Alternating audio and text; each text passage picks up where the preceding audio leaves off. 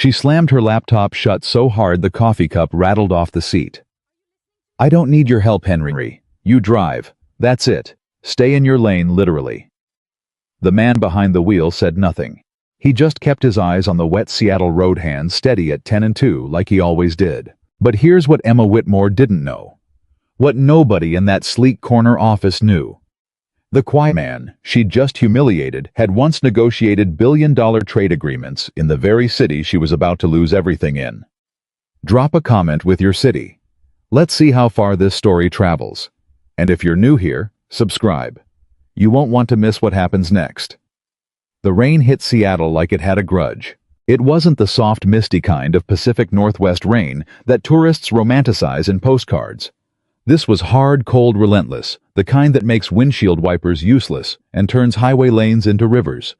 The kind of rain that feels like the sky is trying to tell you something. And on this particular Tuesday morning in October, Emma Whitmore was not in the mood to listen. She sat in the back seat of the black Lincoln Navigator, her third espresso of the morning going cold in the cup holder.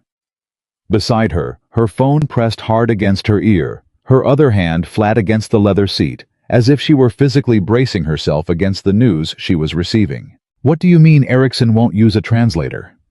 Her voice was low, controlled. The kind of controlled that people who've spent years in boardrooms learn not because they feel calm, but because they've trained themselves to weaponize calm. "We agreed on English. That was the entire arrangement." The voice on the other end. Marcus Webb, her chief legal officer.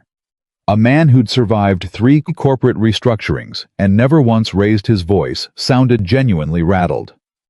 "He called this morning, Emma. Said the contract language needs to be reviewed in Norwegian. His exact words were, 'We do not sign what we cannot fully feel.' He wants the final negotiation conducted in his language. Both parties." Emma pulled the phone away from her ear and stared at it like it had personally offended her. Then she put it back. "Find me someone. Anyone. I don't care what it costs. I've tried. Every certified Norwegian business interpreter in the Pacific Northwest is booked. The next available specialist is in D.C. She can fly out Thursday." "The meeting is tomorrow, Marcus." "I know. Tomorrow. As in not Thursday. As in 22 hours from right now." "I know, Emma." She ended the call without saying goodbye. She did that sometimes not out of rudeness, she would have told you, but efficiency. Pleasantries at the end of bad news calls felt like gift wrapping a grenade. For a moment, the only sound in the SUV was rain on glass and the steady rhythm of the engine. Henry Larson said nothing. He kept his eyes forward, navigating the interchange onto I-5 North with the easy precision of a man who'd driven these roads in every condition imaginable. 56-year-old, silver at the temples, with the kind of hands that looked like they'd done real work at some point in their life.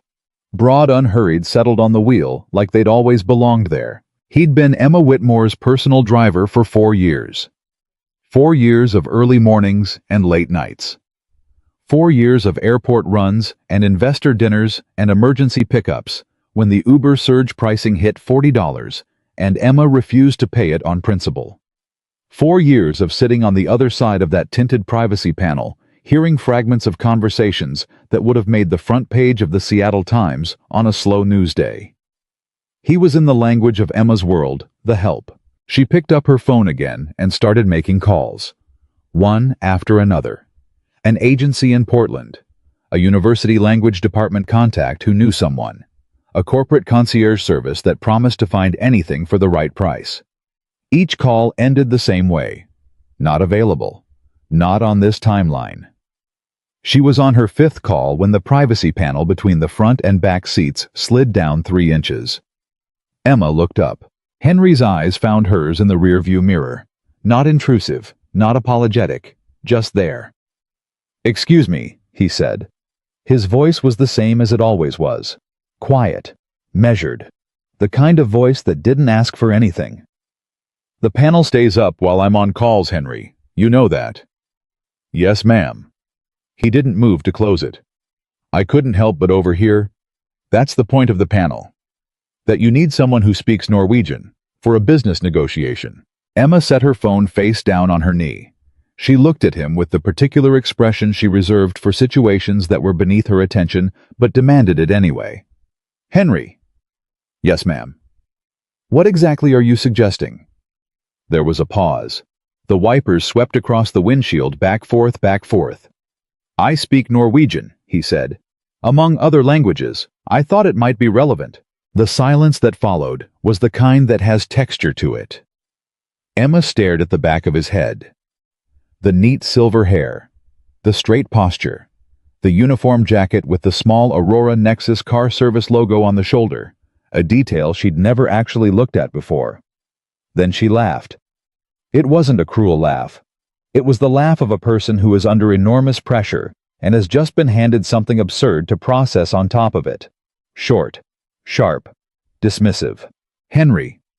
She picked her phone back up. "I appreciate the thought, truly. But this is a $1.4 billion energy deal with a Norwegian sovereign investment group. We're talking about contract review, cultural protocol, legal terminology that takes years of specialized training to—" "Fjordhaven Group," Henry said. She stopped. "Excuse me. Fjordhaven Group, out of Bergen, founded in 1987 by Arne Eriksson's father, Christopher Eriksson. They moved into renewable infrastructure in 2003 after the offshore oil revenues started declining. Arne took over in 2011. He's known in Scandinavian business circles for something they call ærlighetsprincippet, the honesty principle. He will not sign a deal with anyone he doesn't believe is being completely transparent with him." Emma had not moved. Her phone was in her hand, but she'd forgotten about it. He had a partnership fall apart with a German firm in 2019. Henry continued, his voice, still unhurried, still quiet, like he was discussing nothing more than the traffic ahead. Because their presentation was too polished, too perfect. He told a journalist afterward that he could smell the performance, and it made him distrust everything else. He's not looking for the most impressive company, Ms. Whitmore. He's looking for the most honest one. The rain kept falling. Emma said nothing for a long moment. Then, "How do you know that?" Henry glanced in the mirror. "I read. About Fjordhaven Group. About a lot of things." She studied him. This was a habit she had the ability to assess people in seconds, to read them, to find the angle. She'd built a company on it. She prided herself on never missing the signal in people. And she was realizing with a feeling she didn't fully have a name for yet, that she had spent 4 years sitting 3 feet away from this man, and had never once actually looked at him. "Henry," she said, and there was something different in her voice now, not softer exactly, but more careful. "I don't mean any offense by this. You've been excellent. 4 years never late, never a problem. But what you're describing, sitting across from a Norwegian CEO and his legal team in a formal negotiation, that's not—" She searched for the right way to finish the sentence. "It's not what I'm paid to do," Henry said. "I understand." "That's not what I was going to say. Wasn't it?" Another silence. Emma pressed her lips together. The navigator moved through traffic with the same calm efficiency it always did. "I was going to say," she continued, and there was an edge in her voice now, something between defensive and decisive, "that it's not something I can stake the company's future on, based on a conversation in a car. I'm sure you took some language classes. I'm sure you're very good at—" "Fjordhaven er ikke et selskap, det er en arv," Henry said. The Norwegian came out of him with no effort. No accent shift, no self-consciousness, no hesitation. It landed in the air of the SUV, the way a stone lands in still water, with weight and with ripples. Emma's jaw didn't drop.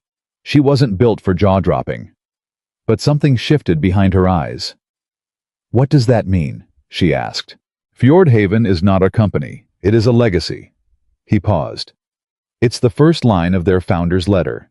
The one Christopher Eriksson wrote in 1987 when he registered the company. Arne keeps a framed copy on the wall behind his desk. Every meeting he holds starts with someone reading it. If you walk in tomorrow without knowing that, without being able to acknowledge it in his language, he will be polite. He will shake hands. He will have his people thank your people. And then he will leave, and you will spend the next 6 months wondering what went wrong." The SUV stopped at a red light. Emma looked at the back of Henry's head for a long time. Then she said very quietly, "Henry, are you telling me you can do this?" "I'm telling you I might be able to help." "That's not the same answer." "No," he agreed. "It's not." She leaned back against the seat. Outside, a cyclist in full rain gear powered passed them on the shoulder, head down, against the weather, moving steadily forward, despite everything coming at her. Emma watched her go. "Close the panel," she said. Henry reached up and slid it closed. And that should have been the end of it. Emma Whitmore had not gotten to where she was by accident. She liked to say that, and she meant it, and it was true. She'd grown up in Tacoma in a house where the heat sometimes didn't work in January, and the refrigerator sometimes had more condiments than food. Her mother cleaned houses. Her father managed a parts warehouse until his back gave out, and then he managed a lot of daytime television in silence. Emma had watched both of them work themselves down to the bone for other people, and end up with nothing to show for it, except tired eyes and a daughter who swore she would not live that way. She'd gotten a scholarship to University of Washington, double majored in economics and environmental science, because she genuinely fiercely believed that clean energy was the future of everything, and she wanted to be the person who helped build that future. She'd worked her way through 3 startups and 2 acquisitions, and one spectacular public failure that had nearly broken her, and then she'd rebuilt, and then Aurora Nexus was born. The company was 7 years old. It had 234 employees. It had technology for grid-scale energy storage that was genuinely revolutionary. It had investors who believed in her vision and a board that most of the time trusted her judgment. And now it had a shot at a partnership with Fjordhaven Group that would give them the capital and the European market access to become something that would actually matter, not just another promising clean tech startup, but a real force in the global energy transition. $1.4 billion. She'd spent 18 months working toward this deal. 18 months of calls and proposals and site visits and dinners where she'd smiled until her face hurt and said the right things to the right people. She had been so careful. She had prepared for every variable. She had not prepared for Arne Eriksson to call the morning before their final negotiation and require the entire conversation to be conducted in Norwegian. She had not prepared for every specialist in the region to be unavailable, and she had absolutely not prepared for her driver to speak Norwegian. She opened her laptop. The proposal was open on the screen, 263 pages of financials and projections and technical specifications, plus an 18-page executive summary that her communications team had spent 3 weeks perfecting. She scrolled through it without reading it. She knew it by heart. Then she closed the laptop and looked out the window. She thought about what Henry had said, about Arne Eriksson and the honesty principle, about the German firm, about the founder's letter. She thought about the fact that she had just learned more about Fjordhaven Group's CEO from her driver in 30 seconds than she'd gotten from her research team in 3 weeks. She thought about what that meant. Then she pushed the thought aside. Because the alternative, bringing her driver into a billion-dollar negotiation, was not a thought she was willing to finish. She picked up her phone and called Marcus Webb again. "Try the university," she said. "Graduate program in Scandinavian languages. Find me a doctoral student, a professor, anyone. I don't care. I'll pay whatever they want." "It's 6:30 in the morning, Emma." "Then start waking people up." She didn't find anyone. By 11 o'clock that morning, Emma was sitting in her corner office on the 34th floor of the Aurora Nexus building, staring at the Space Needle through a wall of floor-to-ceiling glass, and the answer was still no. The doctoral student Marcus had tracked down had functional Norwegian, but zero business or legal experience. The professor who did have the background was in Oslo until Friday for a conference. The concierge service had found someone in San Francisco fluent experienced, but she'd just gone into labor. Emma leaned back in her chair and closed her eyes. 234 employees. She thought about Jamie Chen in product development, who'd turned down a job at Google to come work for her because he believed in what they were building. She thought about Priya Nair in engineering, a single mother, who'd relocated from Austin because Aurora Nexus offered her a chance to do work that actually mattered. She thought about the team in Bellingham, working on the next-generation storage cells, people who showed up every day because they wanted to be part of something real. She thought about all of them watching the news if this deal fell apart. She opened her eyes. She picked up her phone and called down to the car service dispatcher. "Is Henry Larson available this afternoon?" How was? He arrived at the building's underground garage at 2 o'clock in a personal vehicle, not the Lincoln, but a gray Civic that had probably been new in 2015 and had lived a useful life since then. He was still in his driver's uniform because he'd come straight from another pickup. Emma met him in the garage.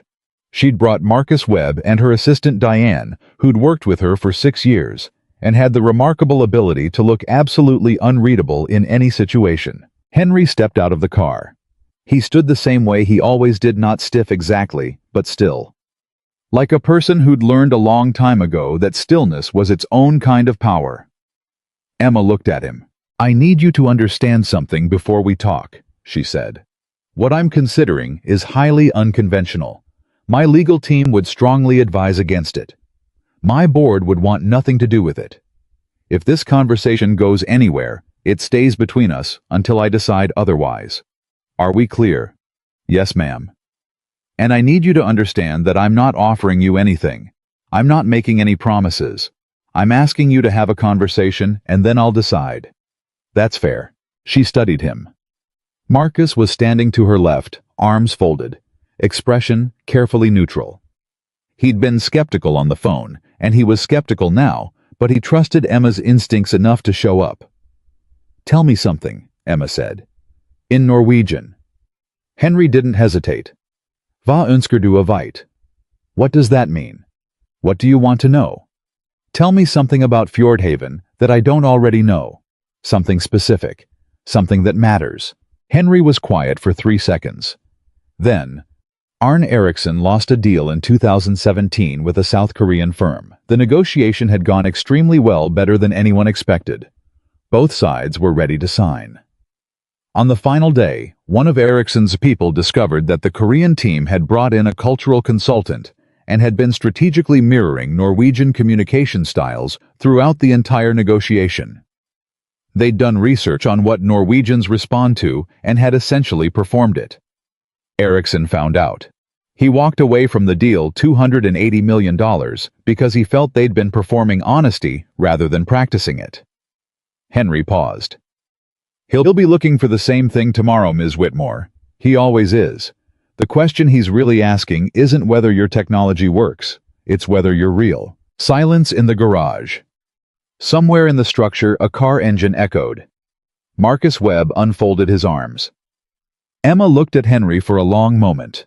Then she turned to Diane. "Clear my 3 o'clock." She looked back at Henry. "Come upstairs." They spent 4 hours in the conference room.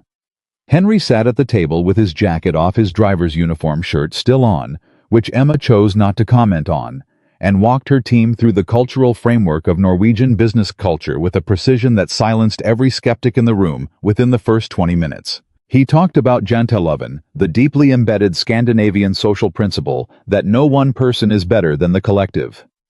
He explained how it manifested in negotiation, the instinctive distrust of self-promotion, the expectation of shared credit, the way Norwegians read confidence as arrogance if it isn't balanced with demonstrated humility. He walked them through the specific negotiating style Eriksson had used in every major deal on record, the slow opening. The deliberate silence he employed when he wanted the other side to fill in a gap. The specific questions he used to test whether someone was being honest or performing honesty. He flagged 3 places in the English language proposal where the language translated literally would carry connotations in Norwegian that the team hadn't intended. One of them, a phrase about market dominance that translated with overtones of aggression rather than leadership, was serious enough that Henry spent 40 minutes working with Marcus on the exact replacement phrasing. At 6 o'clock, Emma called for a break. She walked to the window. The rain had stopped while they were in the meeting, and the city was doing that thing Seattle cities do. Sometimes after the rain clears, glittering the wet streets, reflecting the last of the late afternoon light. She heard Henry move to stand beside her. Not close, just near. "How do you know all of this?" she said. Not an accusation. A genuine question asked quietly to the glass. He was quiet for a moment. "I spent time in Oslo," he said. "A long time ago." She waited. "I worked in trade negotiation. For the government. It was another life." She turned to look at him. He was still looking at the window. "Why are you driving now?" she asked. The question was more personal than she usually allowed herself in professional settings. She knew that. She asked it anyway. Henry was quiet for longer this time. Long enough that she thought he might not answer. "My daughter," he said finally. "She's in her 3rd year of medical school at UCSF. When she was young, I had to make some choices about what kind of father I was going to be." He paused. "Her mother died when Sophie was 7. After that, I needed to be somewhere that I could actually be present. I needed evenings and weekends and school plays and parent-teacher conferences." He looked at Emma for the first time in the exchange. "The work I used to do doesn't leave room for that." Emma held his gaze. Something moved behind her expression. Something she didn't let fully surface, but something that was there. "I didn't know," she said. "You didn't ask." He said it without any edge, just matter of fact. "True." She turned back to the window. After a moment, "What do you think our chances are?" 50-50, he said. "Maybe better if you're willing to do something difficult tomorrow." "What's that?" "Be honest about something that's hard to be honest about." She looked at him. "There's a clause in the proposal," he said.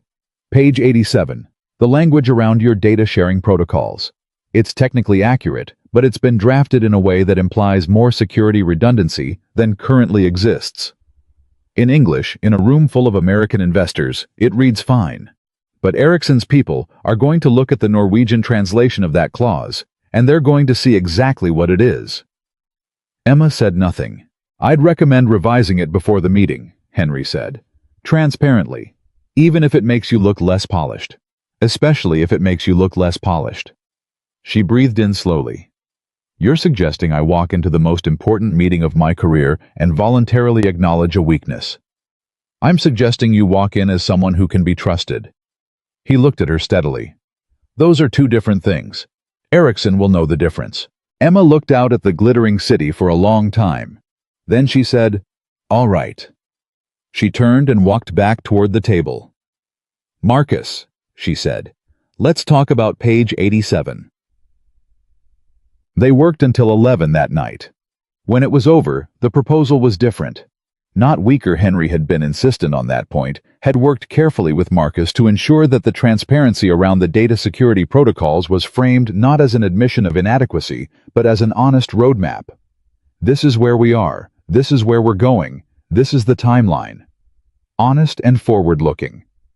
It was when they finished better than what they'd started with. Henry stood and put his jacket back on. He'd been in that conference room for 9 hours, and he looked exactly as composed as when he'd arrived. Emma walked him to the elevator. They stood outside the doors in the quiet of the 34th floor hallway. "Henry," she said. "Ms. Whitmore." She started to say something and stopped. Started again. "Tomorrow. I want you in the room." He looked at her. "Not as—" she started, then caught herself. "I want you at the table. As an advisor, as—" she exhaled. "I don't know exactly what title to put on it, but I want you there." He was quiet. "Unless you don't want to," she added, and the admission that there was a choice was itself something, a small but visible concession from a woman who didn't make many of those. "What time does it start?" he said. 9 o'clock. The Fjordhaven team is arriving at 8:30. He nodded once. "I'll be there at 8. The elevator doors opened. He stepped in. Emma stood in this hallway and watched the doors close, and in the quiet that followed, she had the strange and uncomfortable feeling of a person who has just realized they've been looking at something every day for 4 years and have only just now actually seen it. She almost called him that night to take it back. Not because she'd changed her mind about his competence. The 4 hours in that conference room had made that unquestionable. But because the board would have opinions. Because the press would find a way to make it strange. Because there was something deeply unsettling she found about the recognition that she had systematically not seen someone who was worth seeing. She sat in her apartment with a glass of wine, she wasn't drinking, and thought about what that said about her. About the person she'd been in that car this morning snapping at Henry about his lane and his place, and what was and wasn't his business. She thought about her mother cleaning other people's houses. She thought about how often she'd watched people look right through her mother in those houses, treating her like part of the furniture, like something useful, but not seen. She'd sworn she'd never be that person. She picked up her phone. She started typing a text to Henry. "I'm sorry about this morning. What I said in the car was..." She stopped, deleted it, thought about it for a long time, started again. "I'm sorry." She sent it before she could rethink it. 3 minutes later, her phone buzzed. "See you at 8. She set the phone down and looked at the city lights outside her window. Tomorrow was either going to save everything or end everything. And somehow, for the first time in weeks, she felt ready. The meeting was 22 hours away. Arne Eriksson and his team were already on a plane crossing the Atlantic. And somewhere across Seattle, a man who had once negotiated trade agreements in the very language tomorrow would be spoken in, was sitting in a quiet apartment, reading his daughter's last text message. "Good luck tomorrow, Dad, even though you didn't tell me about it," and wondering how much of himself he'd buried so deep he'd almost forgotten it was there. Henry Larsson did not sleep that night. Not because he was nervous. He'd learned a long time ago that nervousness was just energy looking for direction, and he'd had decades of practice pointing that energy somewhere useful. No, what kept him awake was something quieter than nerves, something older. He sat in the chair by the window of his apartment in Beacon Hill, the one Sophie had picked out when she was 12 years old, and insisting she was old enough to have opinions about furniture, and he held his phone in his hands and read her message again. "Good luck tomorrow, Dad, even though you didn't tell me about it." He'd called her after leaving the Aurora Nexus building, not to explain what was happening, but just to hear her voice. He'd said it was a big day at work. She'd asked him since when did drivers have big days, and he'd laughed and she'd laughed, and then she'd said she had a study group at 7 and she'd talk to him soon. He'd said okay. He'd said love you. She'd said it back the way 23-year-olds say it when they mean it, but don't think about it, fast, easy, real. Then 40 minutes later the text had come. No explanation. Just "Good luck tomorrow, Dad, even though you didn't tell me about it." He stared at it for a long time. Sophie Larsson had a habit of knowing things she shouldn't know. She'd had it since she was a child, some combination of her mother's intuition and her own stubborn intelligence that made her very difficult to protect from reality. When her mother was sick, Henry had tried to keep the worst of it from her. He'd lasted 3 weeks before Sophie, then 7 years old, had walked into the kitchen one Sunday morning and said, "Dad, is Mom going to die?" He'd been standing at the counter pouring cereal, and the question had hit him like a physical thing, and he'd stood there for a moment that lasted about 4 years before he'd turned around and sat down on the kitchen floor, and his 7-year-old daughter had come and sat beside him, and they'd talked honestly about it for the first time. He'd never underestimated her again. He put the phone face down on the arm of the chair and looked out the window at the city. Seattle at midnight had its own particular quiet, not silent, but subdued, like a very large thing breathing slowly. He thought about tomorrow. I thought about the last time he'd been in a room like the one he was about to walk into. Oslo, 2001. A conference room on the 14th floor of a building overlooking the Oslo fjord, the water gray and flat in November, and across the table, a consortium of Norwegian energy ministers who had every reason to distrust the American trade representative sitting across from them. He'd been 31 years old. He'd spoken for 40 minutes in Norwegian without notes, without hesitation. And when he'd finished, the room had been quiet in the particular way that means something has just landed exactly where it needed to. He'd been good at that work. He'd been very good at it. And then Carol got sick, and Sophie needed him, and the work. All that travel, all those rooms, in all those countries, stopped being something he was willing to pay the price of. He'd made the choice the way he made most choices, quietly, without drama, without asking anyone's permission or opinion. He'd submitted his resignation. He'd sold the house in Northern Virginia. He'd moved back to Seattle where Carol's sister lived and could help with Sophie on the bad days, and he'd built a life that was smaller and steadier and present in a way his old life had never allowed. I didn't regret it. He needed to be clear about that, even now sitting in the chair at midnight thinking about it. He did not regret it. But there was something happening tonight that he hadn't felt in a very long time. Something that lived underneath the quiet life he'd built, that he'd gotten quite skilled at keeping underground. A kind of waking up. A door opening in a part of the house he'd kept locked. He picked up his phone and typed back to Sophie. "Go to sleep. Big test Friday." She responded in 40 seconds, which meant she hadn't gone to sleep at all. "I know about the test. I want to know about tomorrow." He smiled. Typed back, "Get some rest." Dad. Sophie. I looked up Aurora Nexus. Their CEO is Emma Whitmore. She's doing a deal with Fjordhaven Group. That's a Norwegian company. You speak Norwegian. A pause, then another message. "Are you doing what I think you're doing?" He held the phone. He thought about how to answer.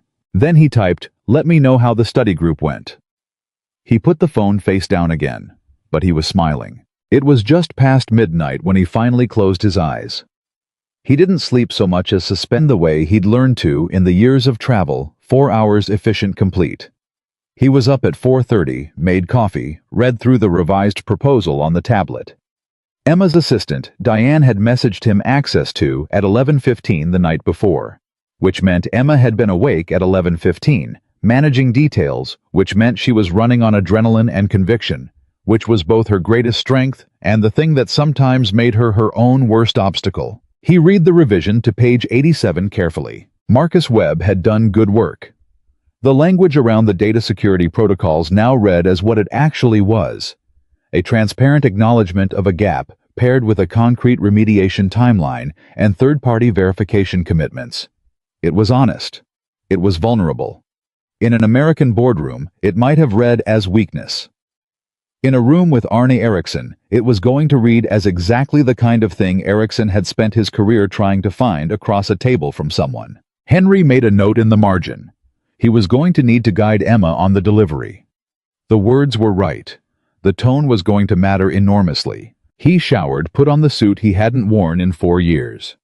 Dark charcoal, well-made, the kind of suit that doesn't shout, but doesn't whisper either.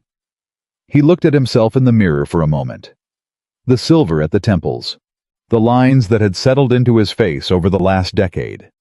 He looked like what he was, a man in his mid-50s who had lived a substantial life. He looked nothing like a driver. He picked up his keys and then put them back down, and then stood in the hallway for a moment, thinking about what he was walking into. Not the meeting. He wasn't thinking about the meeting. He was thinking about the fact that for 4 years he had sat behind a panel of tinted glass and listened to a woman run a company, and he had never not once said anything beyond what was required of him. He had driven. He had waited. He had opened doors and confirmed pickup times and navigated traffic and been in every visible way exactly what Emma Whitmore had assumed he was. He'd told himself it was because the work didn't require him to be anything else. He'd told himself it was modesty maybe, or wisdom, that knowing when to stay in your lane metaphorically and literally was its own kind of intelligence. He'd told himself Sophie needed him stable and present and not tangled up in a world that would pull him away from her again. All of that was true. But standing in his hallway at 7 in the morning in a charcoal suit, he admitted to himself that some part of the silence had also been protection. That letting people see only the surface of you means they can only hurt the surface of you. And that 4 years ago, when he'd taken the driving job, he hadn't been ready to be more than a surface. He locked the door behind him and walked to his car. He arrived at the Aurora Nexus building at 7:58.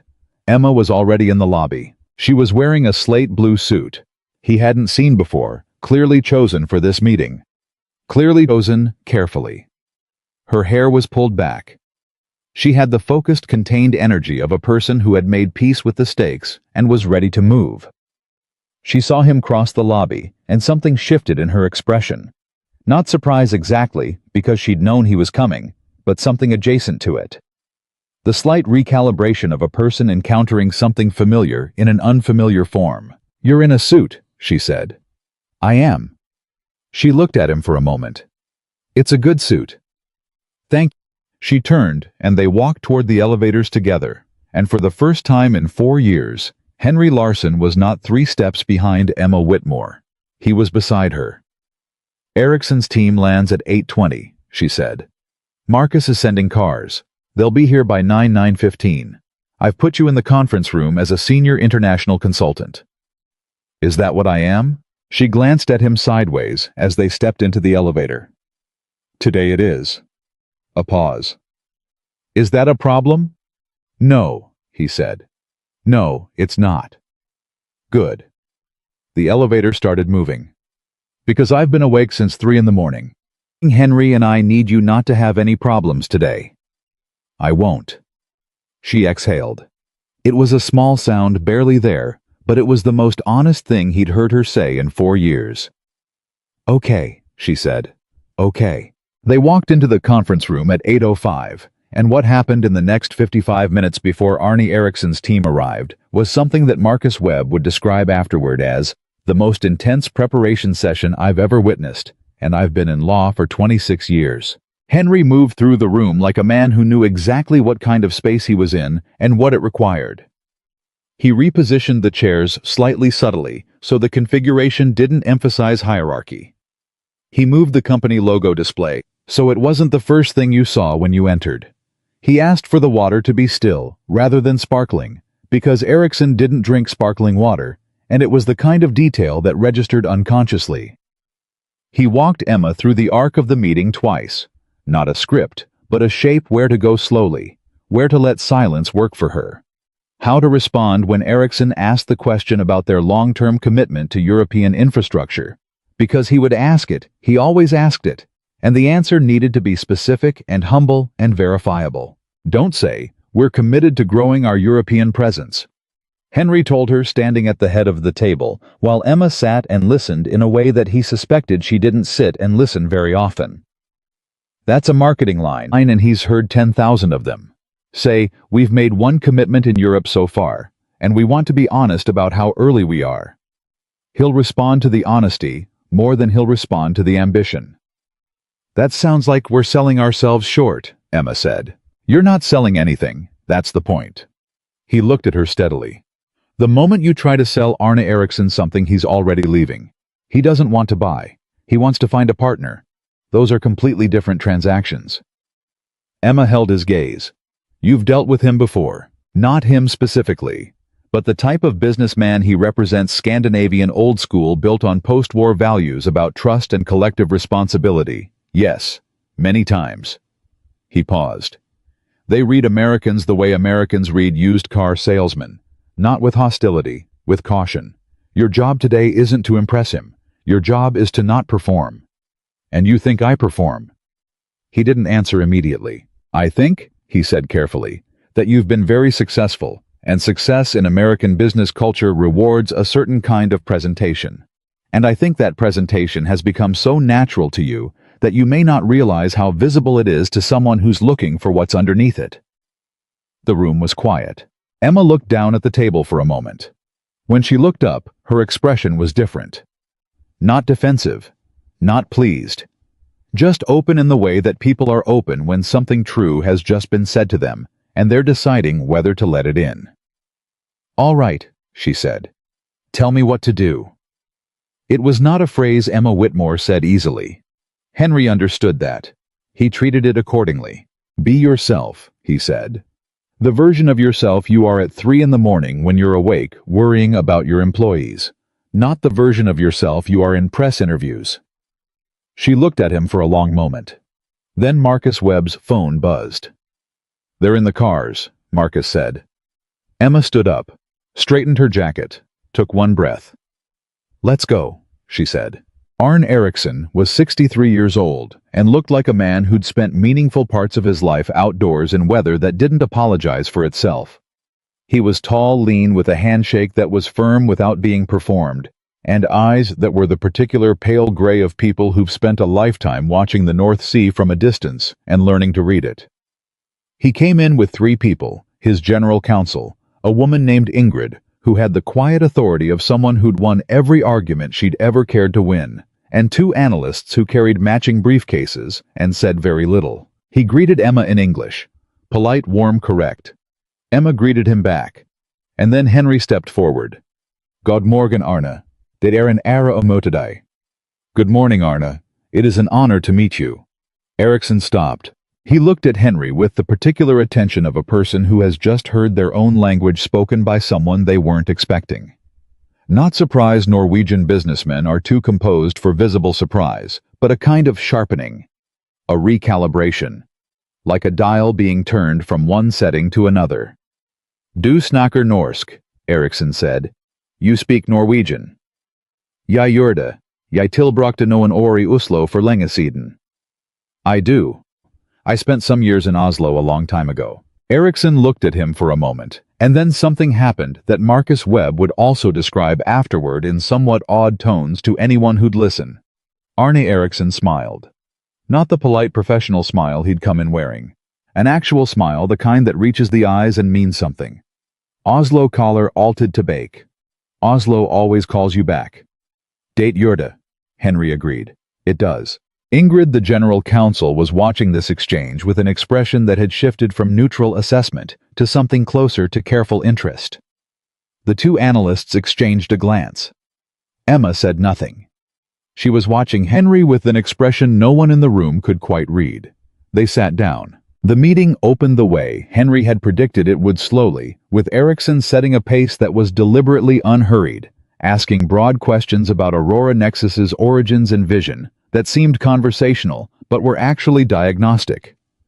Emma answered them the way Henry had coached her, specifically, honestly, without embellishment. When Eriksson asked about the data security protocols, the question came in English, but the eyes that asked it were the eyes of a man who already knew there was something to ask about. Emma said, "We want to be transparent with you about where we currently are and where we're going on that." And then she laid it out. Clearly. Honestly. The current state, the gap, the timeline for closing it, the third-party verification process. No spin. No softening language. Just the truth delivered with the quiet confidence of someone who's made peace with it. The room was very still. Eriksson looked at her for a long moment. Then he looked at Henry. Henry met his eyes and said nothing. Eriksson looked back at Emma. Ærlighed sjeldnere enn penger, he said. Henry translated quietly, though everyone in the room understood. Honesty is rarer than money. Emma held Eriksson's gaze. We believe that too, she said. Which is why we told you. Something shifted in the room. It was subtle, the kind of shift that you feel more than see the atmospheric change of a moment when trust begins to establish itself between two parties who've been cautiously circling each other. Ingrid, the general counsel, uncapped her pen and made a note. Eriksson leaned back in his chair slightly, not away, but settled the body language of a person becoming comfortable. Marcus Webb, sitting at the far end of the table, exhaled a breath he'd been holding for approximately 20 minutes. They were 45 minutes into the meeting. And then everything blew up. A knock at the conference room door. Emma's assistant. Diane opened it and leaned in, her unreadable face, doing something Henry had never seen it do before, cracking just slightly around the edges. Emma, she said. I need a moment. Emma didn't move. We're in the middle of... Emma. Diane's voice was different. Now. The room felt the shift. Eriksson and his team said nothing. Emma stood, excused herself with a brief word, and stepped out of the room. Henry watched the door close behind her. Ingrid was watching him. He turned back to the table. I apologize, he said in Norwegian. Vennligst gi henne et øyeblikk. Please give her a moment. Naturligvis, Eriksson said. Of course. But Henry could see in Eriksson's eyes, in the recalibration happening there, the dial turning back, that the moment of trust was fragile. That a disruption this significant at this point in a negotiation was exactly the kind of thing Eriksson's instincts would flag. That whatever was happening outside that door could not be allowed to become a crack in the foundation of everything they'd just spent 45 minutes building. He did the only thing he could do. He kept talking. In Norwegian, quietly, steadily, he told Eriksson about the founder's letter. About the first line, Fjorden, ikke et selskap, det en arv, and what it had meant to him when he'd first encountered it. He talked about Christopher Eriksson's vision in 1987, when Norwegian energy was synonymous with oil, and the very idea of renewable infrastructure was considered idealism at best. He talked about what it meant, he said, to have built something that outlasted the doubters. Ericsson listened. The analysts listened. Ingrid had her pen down. "Du kjenner historien vår," Ericsson said. "You know our history." "Historien forteller deg hvem noen Henry said. "History tells you who someone is." Out in the hallway, Emma Whitmore was reading a document on Diane's tablet. Her face had gone the particular stillness of a person, processing something that is both terrible and expected. The way you receive news you've been afraid of, but somehow always knew was coming. "Where did this come from?" she said. "Anonymous email to 3 board members, 2 journalists and our IR department," Diane said. "Sent 40 minutes ago. It's already on 2 tech news sites." Emma read it again. The document was a 3-page summary alleging that Aurora Nexus had experienced a data breach 8 months ago, affecting client energy infrastructure data, and had deliberately concealed it from regulators and investors. It included what appeared to be internal emails, timestamps, file names. "Is any of it true?" Emma said. Diane hesitated. That hesitation lasted approximately 1 second, but it was one of the most significant seconds of Emma Whitmore's professional life. "Part of the underlying incident is real," Diane said.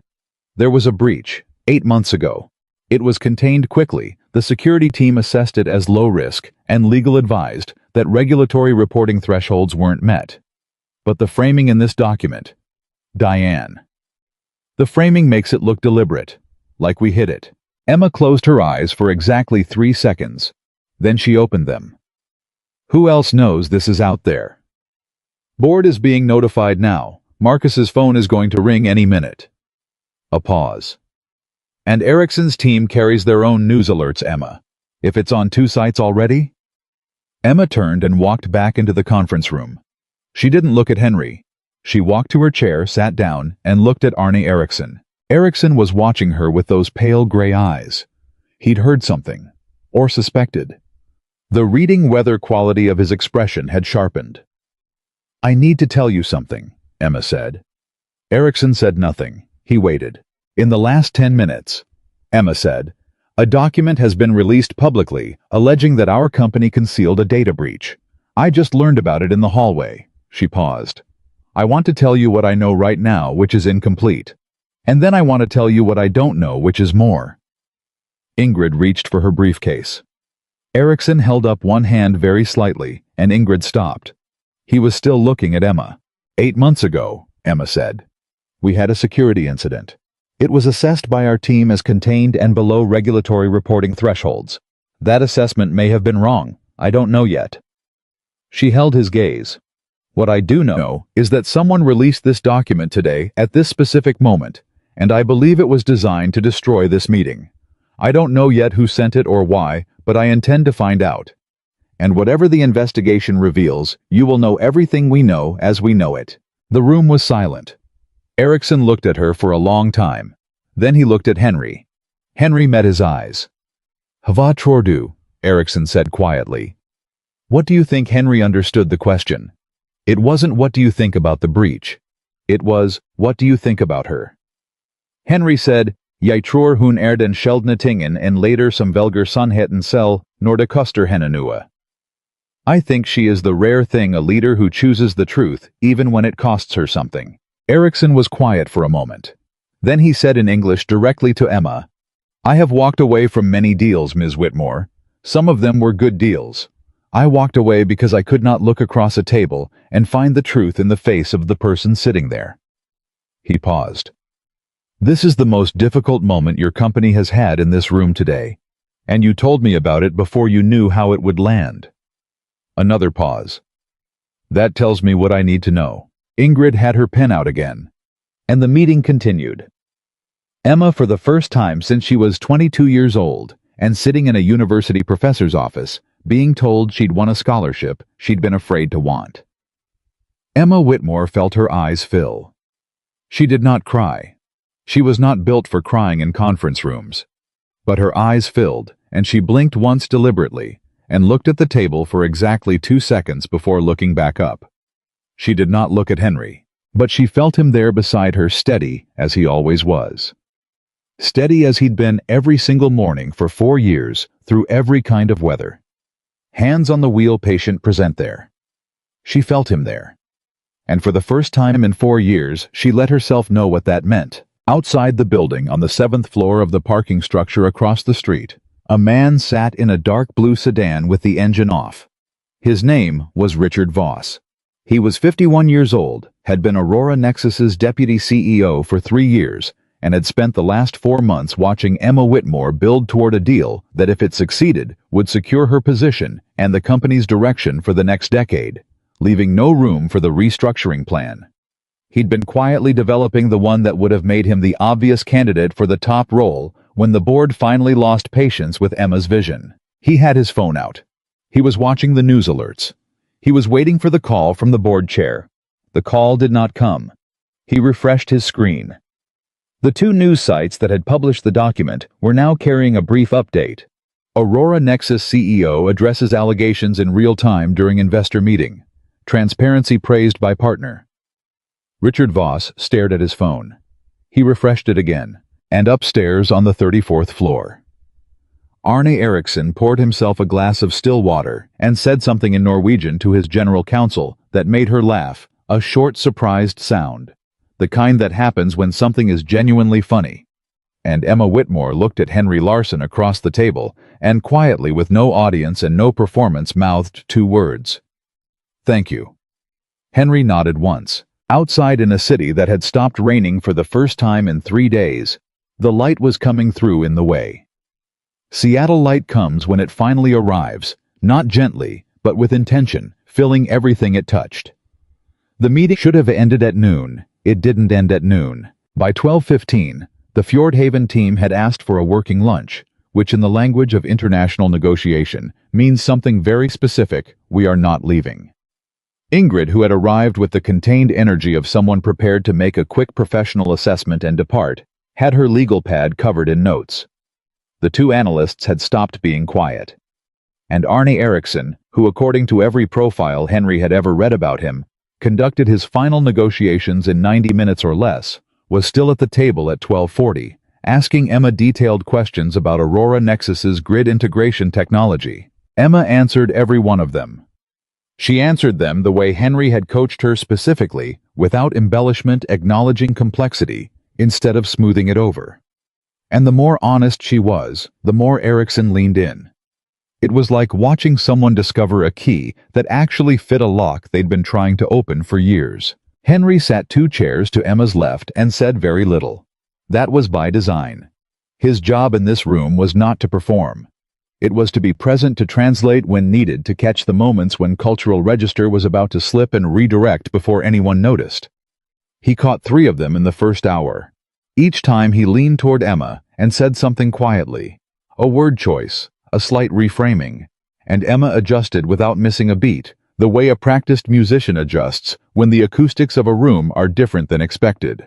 Ingrid noticed. Henry saw her notice. The general counsel had the particular attentiveness of someone who processed information at a high level and filed everything. She'd been watching him since the moment he'd spoken Norwegian in the lobby, and she hadn't stopped. It wasn't suspicion. It was the professional interest of a person who recognized competence and wanted to understand its source. At 12:50, Eriksson called a brief break. His team stepped out to make calls. Emma turned to Henry the moment the door closed. "How are we doing?" she said. "Better than I expected," Henry said honestly. "He's engaged. Ingrid is engaged. The analysts are running numbers, which means they're already modeling the deal structure, which means they're thinking about yes. But," he looked at her. "You heard a but. You have a but face." He almost smiled. "The document is still out there. Eriksson hasn't addressed it directly since you told him about it, but that doesn't mean his team hasn't been working it in the background." Ingrid made 3 calls during the break before this one. At least one of them was to their legal team in Bergen. Emma absorbed this. She was holding a pen, turning it slowly between her fingers, not nervously, but the way people handle objects when their mind is moving fast. If their legal team advises them to walk pending investigation, then the deal pauses, Henry said. Not necessarily dies, but pauses. A pause at this stage could mean 6 months, could mean never. Yes. She set the pen down. What do we need? We need the source, Henry said. We need to be able to tell Erickson before he leaves this building today who sent that document and why. Because right now the story is anonymous allegation under investigation. That's manageable but unstable. The story we need is deliberate sabotage source identified. Here's what it means about the validity of the content. Emma looked at him. Marcus is already working on that. I know. How close is he? She picked up her phone and typed a message. The response came back in under a minute. She read it, and her expression shifted not dramatically, but Henry saw it. A tightening around the eyes. Something that was almost recognition. She turned the phone so he could see it. Marcus had written 2 words, working on it, which meant Marcus didn't have it yet. Henry nodded, kept his face even. Okay, Emma said. Okay, he agreed. The door opened, and Erickson's team came back in, and the meeting resumed, and Henry pushed the thought about the document to the back of his mind and focused on the table in front of him, because the table in front of him was where the next hour was going to be won or lost, and that required his complete attention. It was 1:15 when Ingrid asked the question. She asked it in English precisely, with the careful phrasing of someone who has been deciding exactly how to word something for a while. Mr. Larson, you've been introduced to us as a senior international consultant with Aurora Nexus. Can you tell me about your background with the company? The table went quiet in a particular way. Emma to Henry's right was very still. Henry looked at Ingrid and said, I've worked with Ms. Whitmore for 4 years. In what capacity? A beat. 2 beats. In whatever capacity was needed, Henry said. Ingrid held his gaze. She was very good. That's an interesting answer. It's the accurate one. Your Norwegian is exceptional. Ministerial level, I would say. That's not typically the profile of a corporate consultant. Henry said, I spent years in Oslo working in trade negotiation for the U.S. government. After that, I took a different path. Life presents those opportunities sometimes. Ingrid considered this. What kind of trade negotiation? Commercial agreements. Energy sector, among others. He paused. I believe I worked on a framework that affected tariff structures on North Sea petroleum exports in 2003. Your company would have been in the room for some of those conversations. Probably not with me directly, but in the room. Erickson, who had been listening to this exchange without expression, said something in Norwegian to Ingrid that Henry did not translate because it was not meant for the table. It was the kind of private comment that passes between people who have worked together long enough to communicate in shorthand. But Henry understood it. Erickson had said, he's the real thing. Ingrid uncapped her pen again and made a note.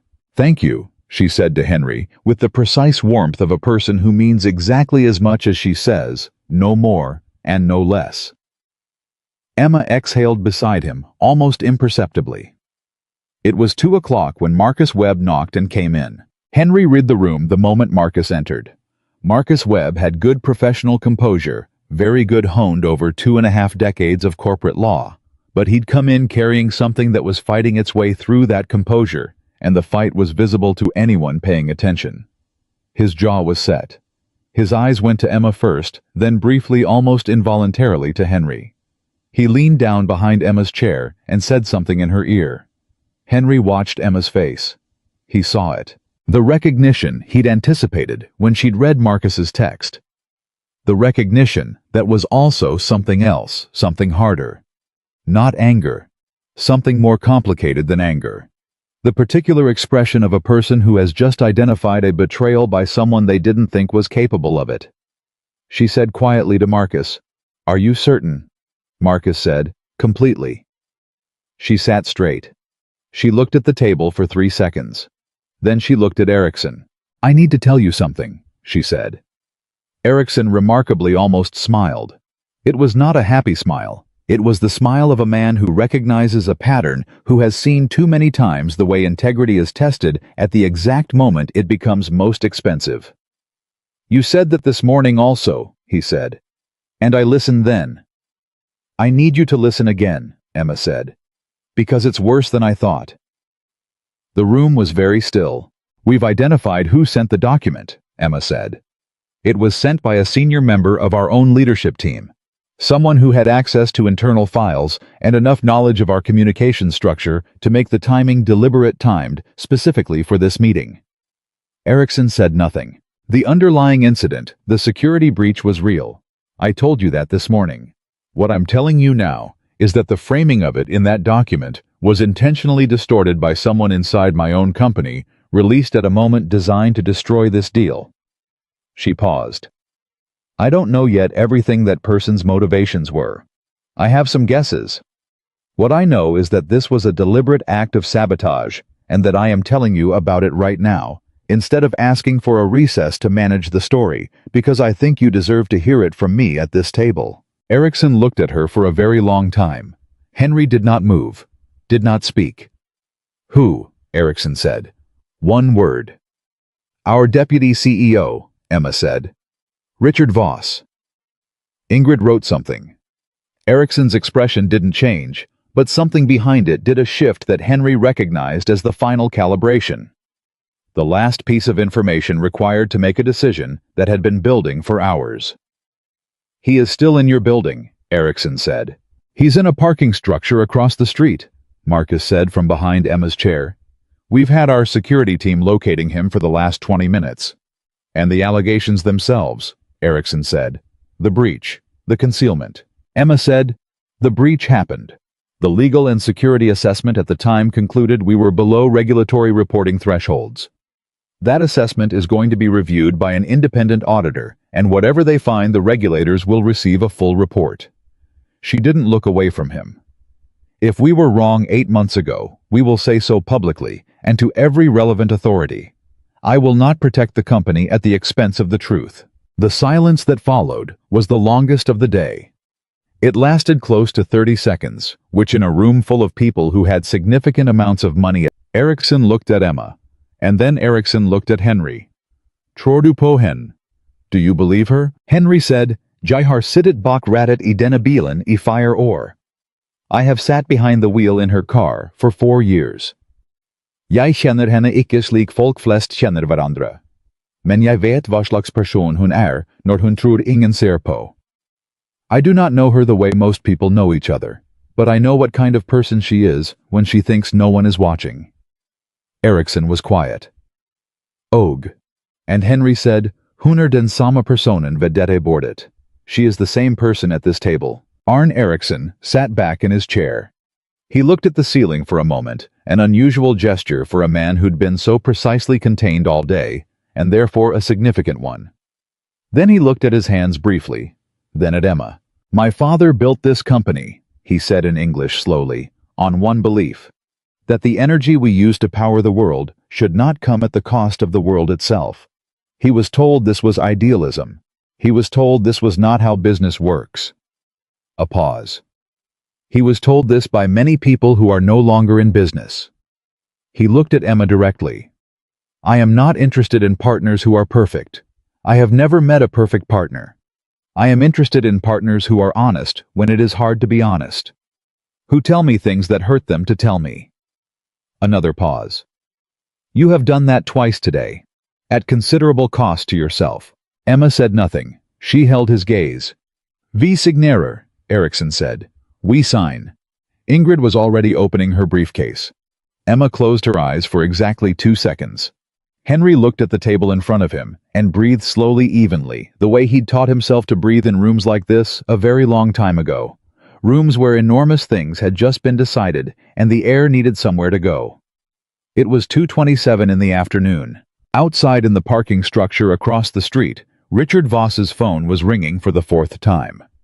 The calls were from the board chair from the company's general counsel, and twice from a number he didn't recognize, but that turned out to belong to the Aurora Nexus head of security, who was standing at that moment in the parking structure elevator on his way to Voss's car. Voss saw the elevator indicator moving and made a decision. He started his car. He drove out of the parking structure and turned north on 5th Avenue, and he drove without a clear destination for 20 minutes before the rational part of his brain, the part that had gotten him 2 business degrees and 15 years of corporate advancement, reasserted itself and told him that driving away from this was not a strategy and had never been a strategy, and that the only question now was how much damage the next 24 hours would cause versus how much the next 24 hours after that. He pulled over. He sat in his car on a residential street in Belltown and thought about what he'd done. He'd told himself it was strategy.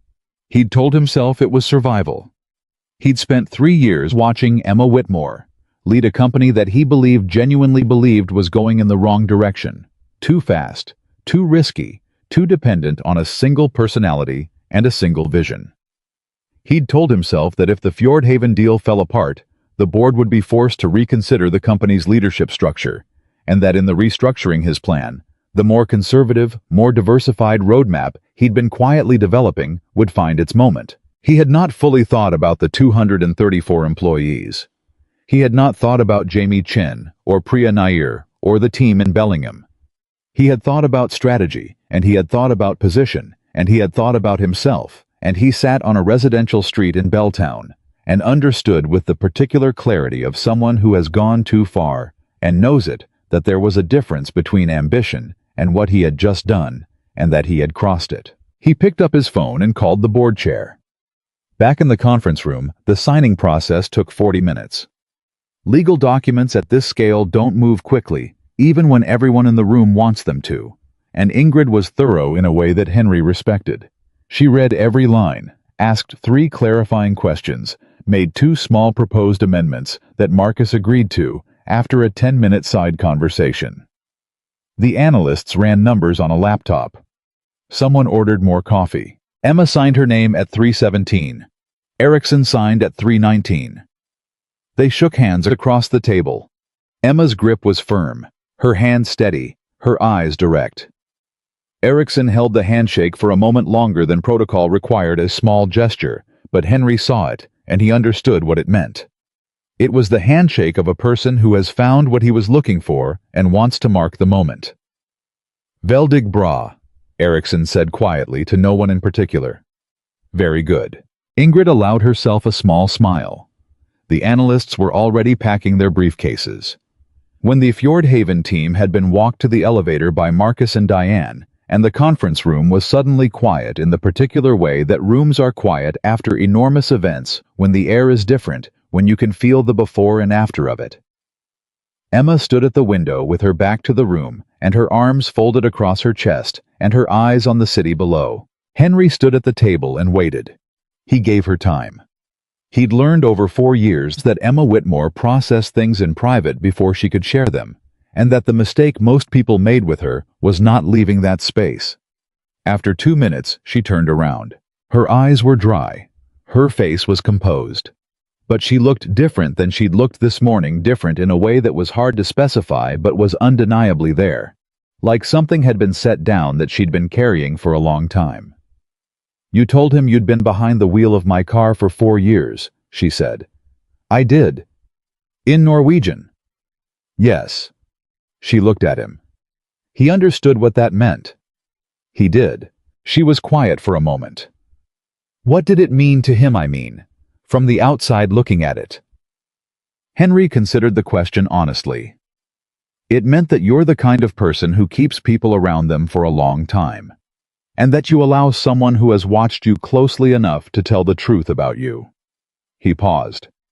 In Erickson's experience, those are not common things. Emma looked at the table, then back at him. "Henry," she said, "I have to ask you something and I need you to answer it honestly." "All right."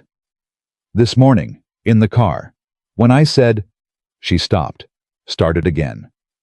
"When I told you to stay in your lane, when I said you were just a driver." She held his gaze.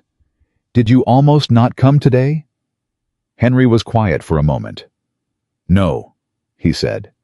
"No. I almost called to tell you I'd changed my mind," he said. "But I didn't almost not come." He paused. "I almost let you face this alone. That's a different thing." She absorbed this. "Why didn't you, after what I said?" Because it wasn't about what you said, he said. It was about what you needed. A beat. And because 234 people who had nothing to do with what you said needed this to work. Emma looked at him for a long time. The kind of look that doesn't have a clear social category, that isn't professional and isn't personal, or is both simultaneously in a way that doesn't fit the usual boxes. I want to tell you something, she said. And I don't want you to be polite about it. I don't want you to say it's okay or it's fine or you understand. I just want you to hear it. Henry said nothing, which was the right answer. I have been looking at you for 4 years, Emma said.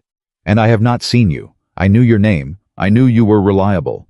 I knew you kept the panel up when I was on calls and didn't ask questions, and arrived on time every single time in every kind of weather.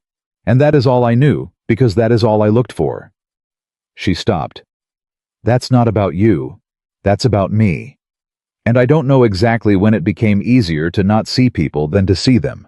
But I know that's what happened, and I know that today. She paused. Today you saved this company despite every reason I gave you not to. Henry was quiet. I'm sorry, she said. For this morning, and for 4 years of mornings. The room was very still. Henry said Emma. It was the first time in 4 years that he'd used her first name. She noticed it. He saw her notice it. Thank you for saying that. He paused. Now, we have a company to manage, a deputy CEO to deal with, a press statement to prepare, and an independent auditor to engage before 5 o'clock, because if that audit request goes out today, it sends the right signal to the market before tomorrow morning. He looked at her steadily. Are you ready to work? And Emma Whitmore, for the second time in one day, and the second time in many years, felt something that was not quite a smile and not quite relief, and was both of those things and something else. Something that had to do with being known, really known by another person, and finding that it did not feel like exposure, but like rest. Yes, she said. Good. He picked up his jacket from the chair. Call Marcus back in, and tell Diane we need the IR team in here in 15 minutes. She picked up her phone. She paused before she dialed. Henry, she said. Yes. Tomorrow. When this is done, and the statements are out, and the board has been briefed. She looked at him. I want to have a different conversation. About your role here. About what the next chapter looks like. Not as a driver. He held her gaze. What chapter do you have in mind? I don't know yet, she said honestly. But I know it's not the one we've been living. She held out her hand. He shook it. It was a different handshake than the ones that had happened in this room all afternoon. There was no contract being formalized, no billions changing hands, no legal team watching. It was just two people standing in a quiet room at the end of a day that had broken and rebuilt something, acknowledging that something had changed. Henry nodded once. Emma dialed Marcus. And across the street, in a security office on the second floor of the Aurora Nexus parking structure, Richard Voss had returned, not because he'd run out of road, but because he'd remembered something he'd learned a very long time ago, before the ambition and the strategy and the 3 years of quietly planning for a day he'd decided he deserved. He'd remembered that the shortest distance between a mistake and its consequences was honesty, and that delay only made both longer. How was sitting in a chair answering questions from the head of security when his phone buzzed with a news alert. He looked at it. Aurora Nexus CEO confirms 1.4B Fjordhaven partnership amid transparency first approach. Deal signed this afternoon following real-time disclosure of sabotage attempt. Richard Voss read the headline twice. Then he put the phone face down on the table and looked at the wall, and in the quiet of a room that had held enormous weight all day and was only now beginning to exhale. Henry Larson stood at the window for one moment before Marcus Webb came back through the door and the next stage of everything began. He looked at the city below, the way it moved, indifferent and constant, the way cities always move, regardless of what's been decided in the rooms above them. He thought about Sophie. He thought about the chair by the window in his apartment, about the locked door he'd kept locked for a long time. He thought about his hands on a steering wheel at 10 and 2, morning after morning, year after year, steady, patient, present, and he understood that those years had not been wasted. That presence is never wasted. That the quiet work of showing up in whatever form showing up takes builds something real, even when no one is watching. Maybe especially when no one is watching. Marcus came back through the door with the IR team behind him, and the room filled again with the sound of people doing important work, and Henry Larson turned from the window and walked back to the table. He sat down. He was ready. The press statement went out at 4:47. Marcus had drafted 3 versions. Emma had read all 3, cut the legal padding from the second one, taken the opening line from the third, and written the final paragraph herself in 11 minutes flat, while the IR team watched in the particular silence of people witnessing someone do something well under pressure. The statement was 240 words. It said exactly what had happened in plain language, without softening or spin a security incident, 8 months prior. A legal assessment that was now under independent review, a deliberate sabotage attempt by a senior internal actor who had been identified and removed from his duties, and a signed partnership with Fjordhaven Group that had survived both. The last line was Emma's. "We believe that companies like people are defined not by whether they face difficulty, but by what they choose to do when they do." Henry read it over Marcus's shoulder before it went out. He didn't say anything, but he nodded once, and Emma saw it, and that was enough. By 5 o'clock, the statement had been picked up by 17 financial news outlets. By 5:30, it was on the front page of the Seattle Times business section online.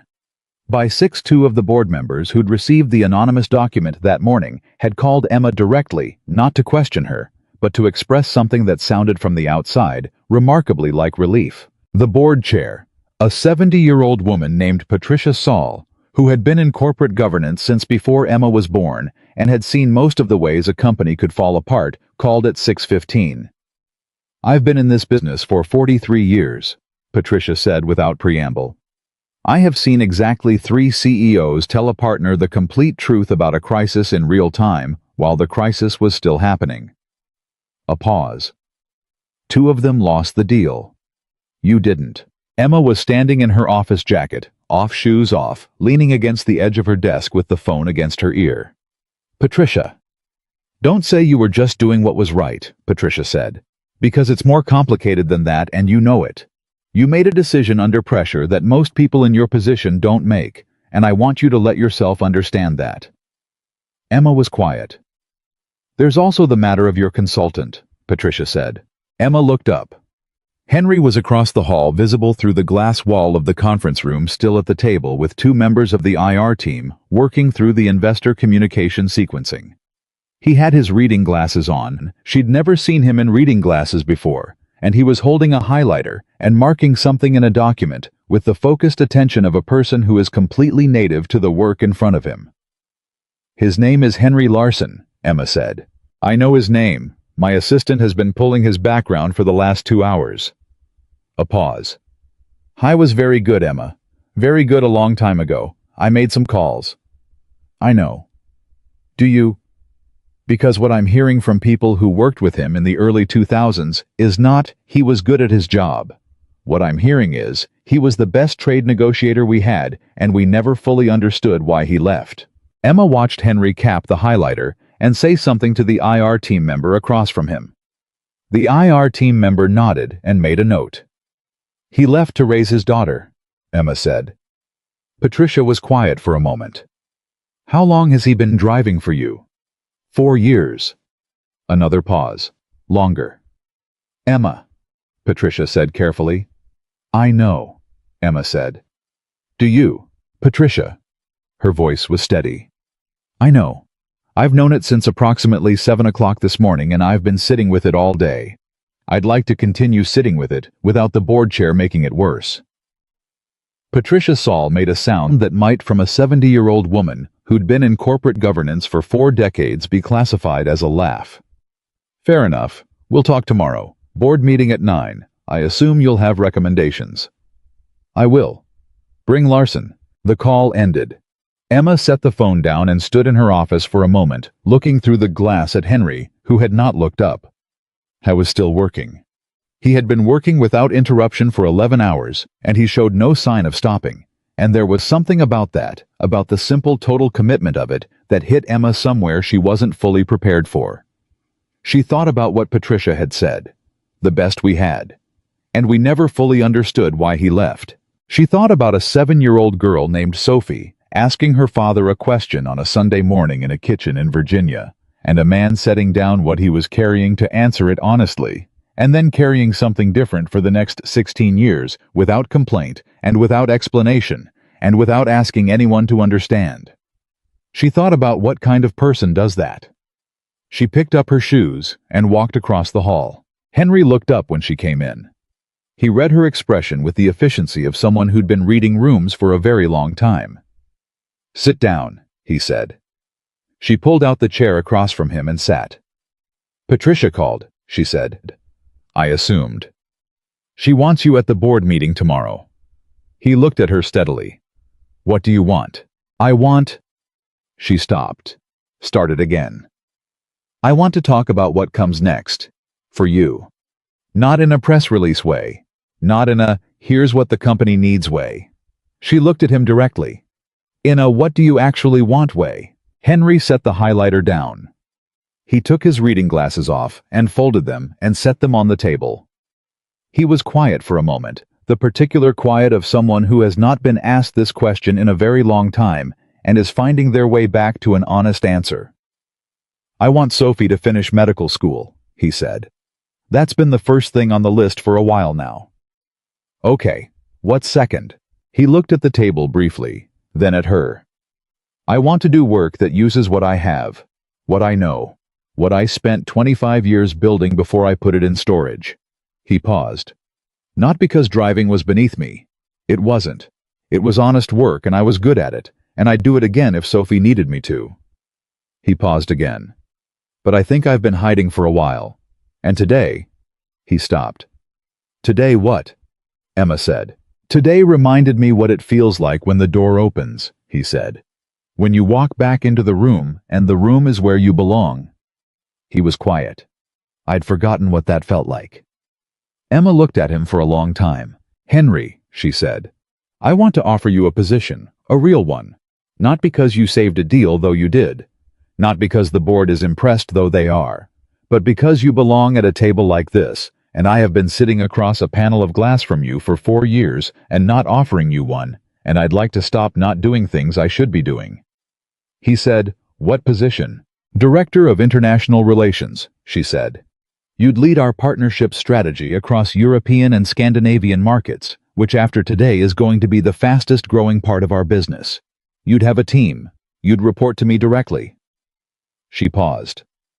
"And the salary is going to make you uncomfortable, which I'm telling you in advance, so you don't decline it on reflex." Henry was quiet. "You don't have to answer tonight," Emma said. "Sleep on it. Talk to Sophie." "Sophie already knows," he said. Emma blinked. "What?" "She texted me during the lunch break," Henry said. "Somehow." He almost smiled. "She said, and I'm going to quote this exactly, 'Dad, if they offer you a real job, you better say yes, or I'm dropping out of med school to come there and say it for you.'" Emma stared at him. Then she laughed. A real laugh, sudden and unguarded, the kind she didn't produce very often in professional settings, because she'd spent a long time being careful about when she let her real self be visible. It lasted about 4 seconds, and then she caught it, but it had been there, fully there, and Henry had seen it. "Say yes, Henry," she said. He looked at his hands for a moment, then at her. "Yes," he said. It was 6:43 in the evening, and that in the story of what happened at Aurora Nexus on that October Tuesday was the moment that mattered most. Not the signing, not the press statement, not the board call. That moment in a conference room after hours, a woman finally seeing a man she'd been looking past for 4 years, and both of them choosing to step through the door that had opened. Richard Voss tendered his resignation at 7:15 that evening. He submitted it in writing formally to the board chair and the company's general counsel, with a letter that was 3 paragraphs long and that Emma read at 8 o'clock when Diane forwarded it to her. The letter was not an apology exactly.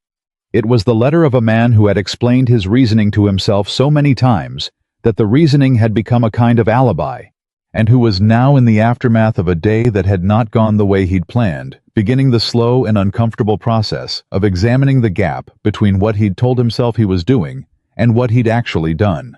Emma read it once. She didn't read it again. She called Patricia Saul.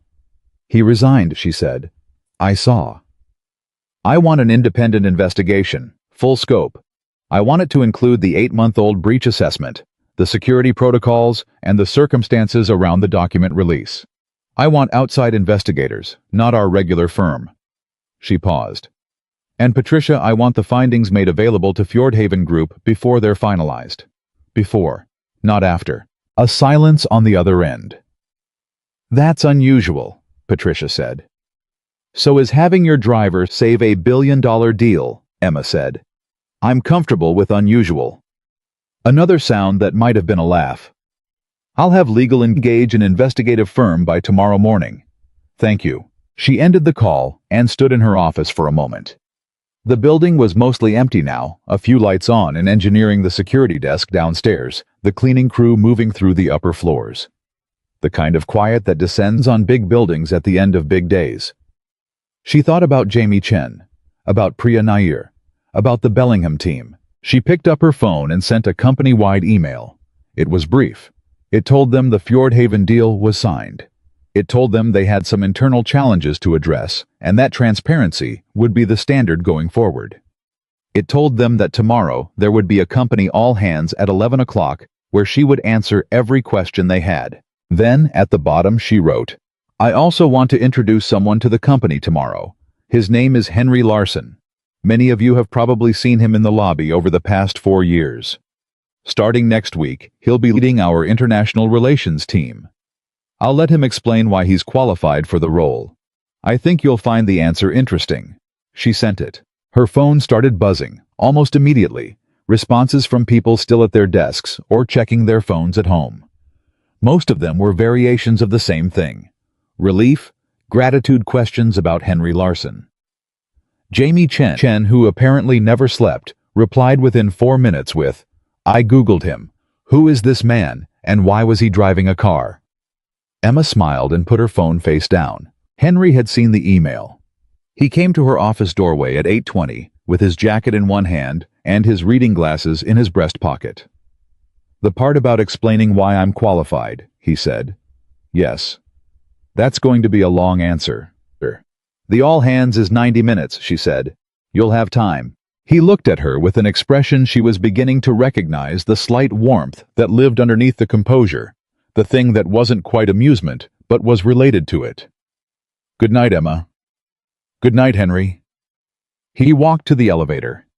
She watched him go, and thought about how different this was from watching him walk to the car every morning, the same man, the same unhurried step, the same steady quality to the way he moved through a space. Everything the same except her. The next morning broke clear over Seattle for the second day in a row, which people who live in Seattle understand is less a weather pattern and more a statement. Henry arrived at 8 o'clock.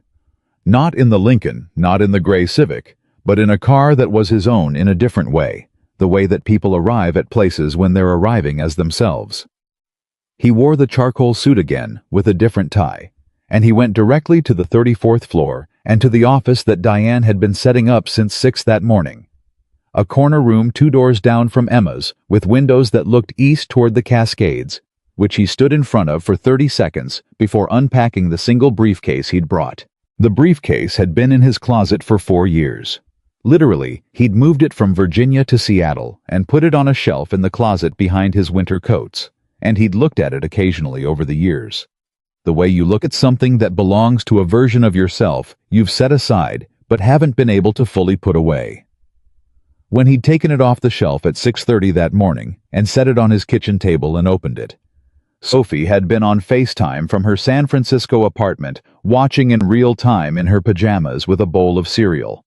And when the briefcase had opened, and Henry had stood there looking at the contents, the legal pads with Norwegian notes, the reference books, the folded copy of a trade framework document from 2004 that he'd kept for reasons he'd never fully examined, Sophie had set her cereal down and said "Dad" in a voice that had so much in it that neither of them had tried to say anything more for almost a full minute. The all-hands meeting began at 11:214 of Aurora Nexus's 234 employees were in the main auditorium on the 4th floor in person or on video.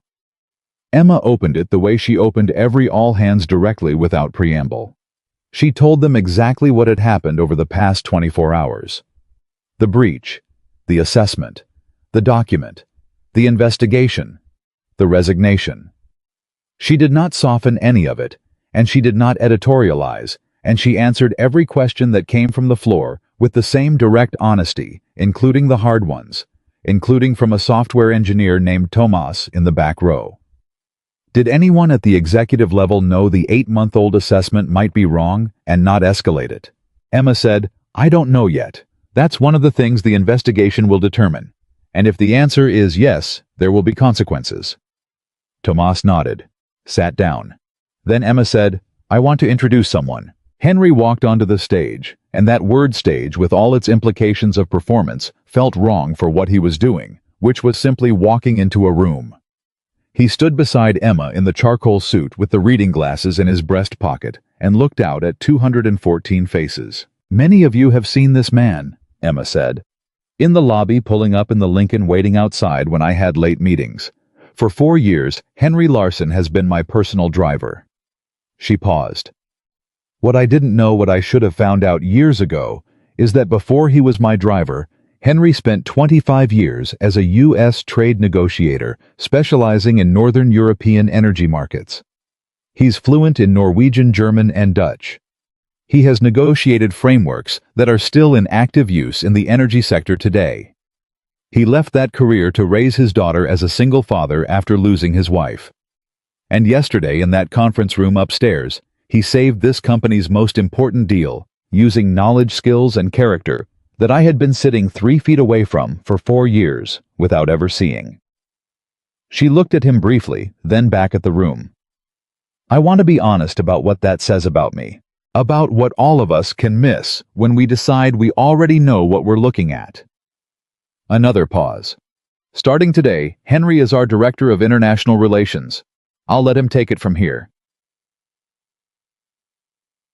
Henry looked at the room, and then he did something that nobody had entirely expected. He said nothing for almost 10 seconds. He stood there and let the room be what it was, real, full of people alive. He looked at the faces in the front rows, and the faces on the screens at the back, and the face of Diane, who was standing to the side with her tablet, and whose expression was as readable as he'd ever seen it, which is to say that something in it was genuinely moved. Then he said, "I'm going to keep this short, because there's a lot of work to do, and I've learned that the longer someone talks before they actually do anything, the less you should probably trust them." A small ripple of laughter through the room. "What Ms. Whitmore said is accurate. I've been driving her car for 4 years. I want to be clear that I'm not embarrassed by that, and I don't think any of you should be embarrassed for not knowing who I was, because I chose not to tell you, and that choice was mine to make for my own reasons." He paused. "What I want to say to you is this. I have sat behind a panel of glass and listened to this company grow for 4 years. I have heard the calls and the crises and the good days, and the days that almost broke everything. And what I know with the particular certainty of someone who has watched a lot of companies and a lot of leaders, is that what this company has built is real. What you're doing matters. And I would not have walked through that door yesterday if I didn't believe completely that this is a place worth fighting for." He looked at Emma briefly. "I look forward to working with you. Now let's get back to work." The room applauded. It was not the polished corporate applause of a well-managed event. It was the real kind, the kind that starts unevenly in different places at different times, because people are reacting genuinely instead of performing response. Jamie Chen started it from the 3rd row, standing up and clapping with the particular enthusiasm of someone for whom the word "over-caffeinated" would be a mild description. Priya Nair joined him. Then the Bellingham team on the video screen. Henry could see them on the monitor clustered around a laptop in what looked like a break room clapping. Then nearly everyone. Emma stood beside him and let it happen. She did not look at the room. She looked at Henry. And Henry stood there and received it. The way people who have been genuinely humble for a very long time receive recognition, not deflecting, not performing modesty, but simply present. Allowing it. Letting it mean what it meant. It lasted about 40 seconds. Then he held up one hand. "Seriously," he said. "Back to work." And they laughed, and the meeting ended, and the work continued. At 2 o'clock that afternoon, while Henry was in his new office on the phone with Ingrid Fjordhaven's general counsel, had called to discuss the framework for the implementation kickoff, which was moving faster than anyone had expected, because Eriksson had apparently gone back to Bergen on his plane and immediately convened his team and said, "We start now." Emma's phone rang. She looked at the screen. Sophie Larson. She answered it without thinking. "Hello?" A young woman's voice, clear and direct, and with a quality that sounded remarkably like someone Emma had been working with for 4 years. "Ms. Whitmore, I'm sorry to call you directly. I got your number from the company website." "Sophie," Emma said. "It's okay." A brief silence. "You know who I am. Your father talked about you, not much, but enough." Sophie was quiet for a moment. "I've been reading everything that came out today, about what happened, about what he did." Her voice shifted, still composed, but something underneath it moving. "Can I ask you something?" "Of course." "Did you know before yesterday? Did you have any idea who he was?" Emma sat back in her chair. She thought about the honest answer. She thought about what honesty had cost and what it had saved in the last 24 hours. "No," she said. "I didn't." "He never told anyone," Sophie said. "Not the other drivers at the service, not the neighbors, nobody. He's been telling people for years that he does freelance consulting." A pause. "I always thought it was because he was modest, or because he didn't want to explain it." "But," Emma said, "but reading what he did yesterday, and reading about who he was before."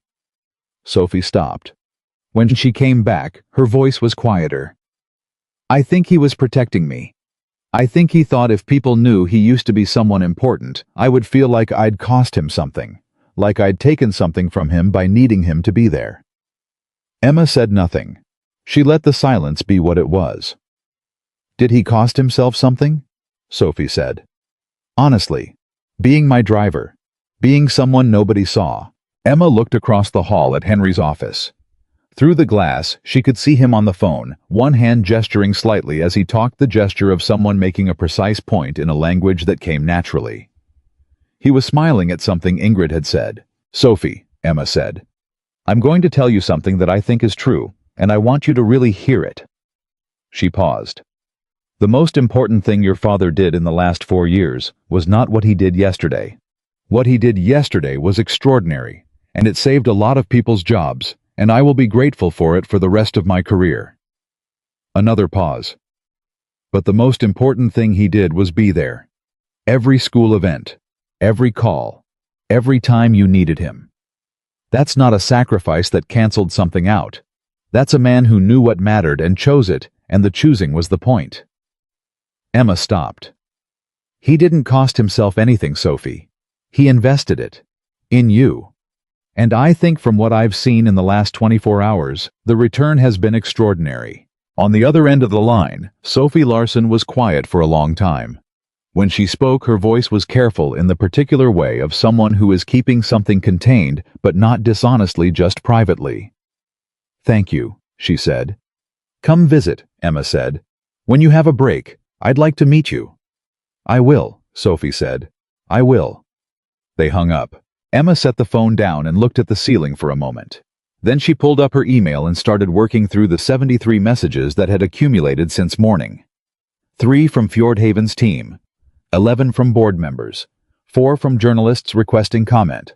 1 from the independent investigation firm Patricia had engaged with a preliminary timeline, and 1 at the top from the address she recognized as Henry's personal email, not his new company account, which Diane had set up that morning, but the personal one he'd used for the past 4 years to coordinate pickup times and schedule changes. The subject line was, "One more thing." She opened it. It contained 2 sentences. "I owe you an apology as well. For 4 years of knowing things I could see from my seat that might have helped and choosing not to say them. Emma read it twice. Then she typed back, "We're even." She sent it and went back to work, and 2 doors down.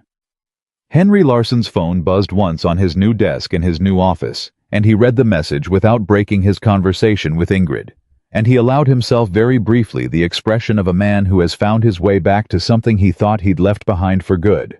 Not the work exactly, and not the room, and not the recognition, but himself. The full version. The one he'd put in a briefcase in a closet in Beacon Hill, and visited occasionally when Sophie was asleep, when the city was quiet, when the door opened just slightly in the part of the house he'd kept locked. The door was open now, and this time he was walking through. The independent investigation took 11 days. Henry knew it would. 11 days was fast for this kind of work. The firm Patricia had engaged was thorough in the particular way of people who understand that speed without accuracy is worse than no answer at all. They interviewed 43 people. They pulled 18 months of internal communications.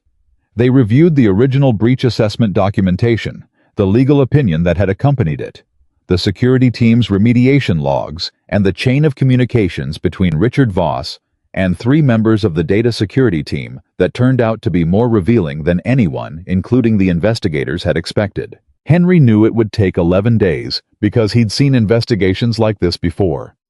He'd been in rooms where they were being conducted, and he'd been in rooms where their results were delivered, and he knew the rhythm of them, the way the first 3 days produce more questions than answers. The way days 4 through 7 are when the real picture starts to emerge, and the way the final days are the ones where everyone involved stops pretending they don't already know what the conclusion is going to be, and starts preparing for what comes after. I used the 11 days. I used them the way he used everything, quietly, completely, without announcing what he was doing. He spent the first 2 days learning Aurora Nexus, the way he'd once learned Oslo by walking through it. Not the executive floor, which he already knew better than most people realized, but the floors below it. Engineering, product development. The data center on the 2nd floor, where a team of 8 managed the infrastructure that the company's entire value proposition depended on.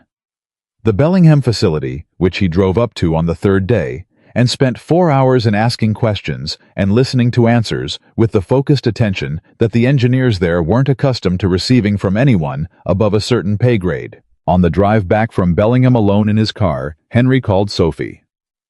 "How was it?" she asked.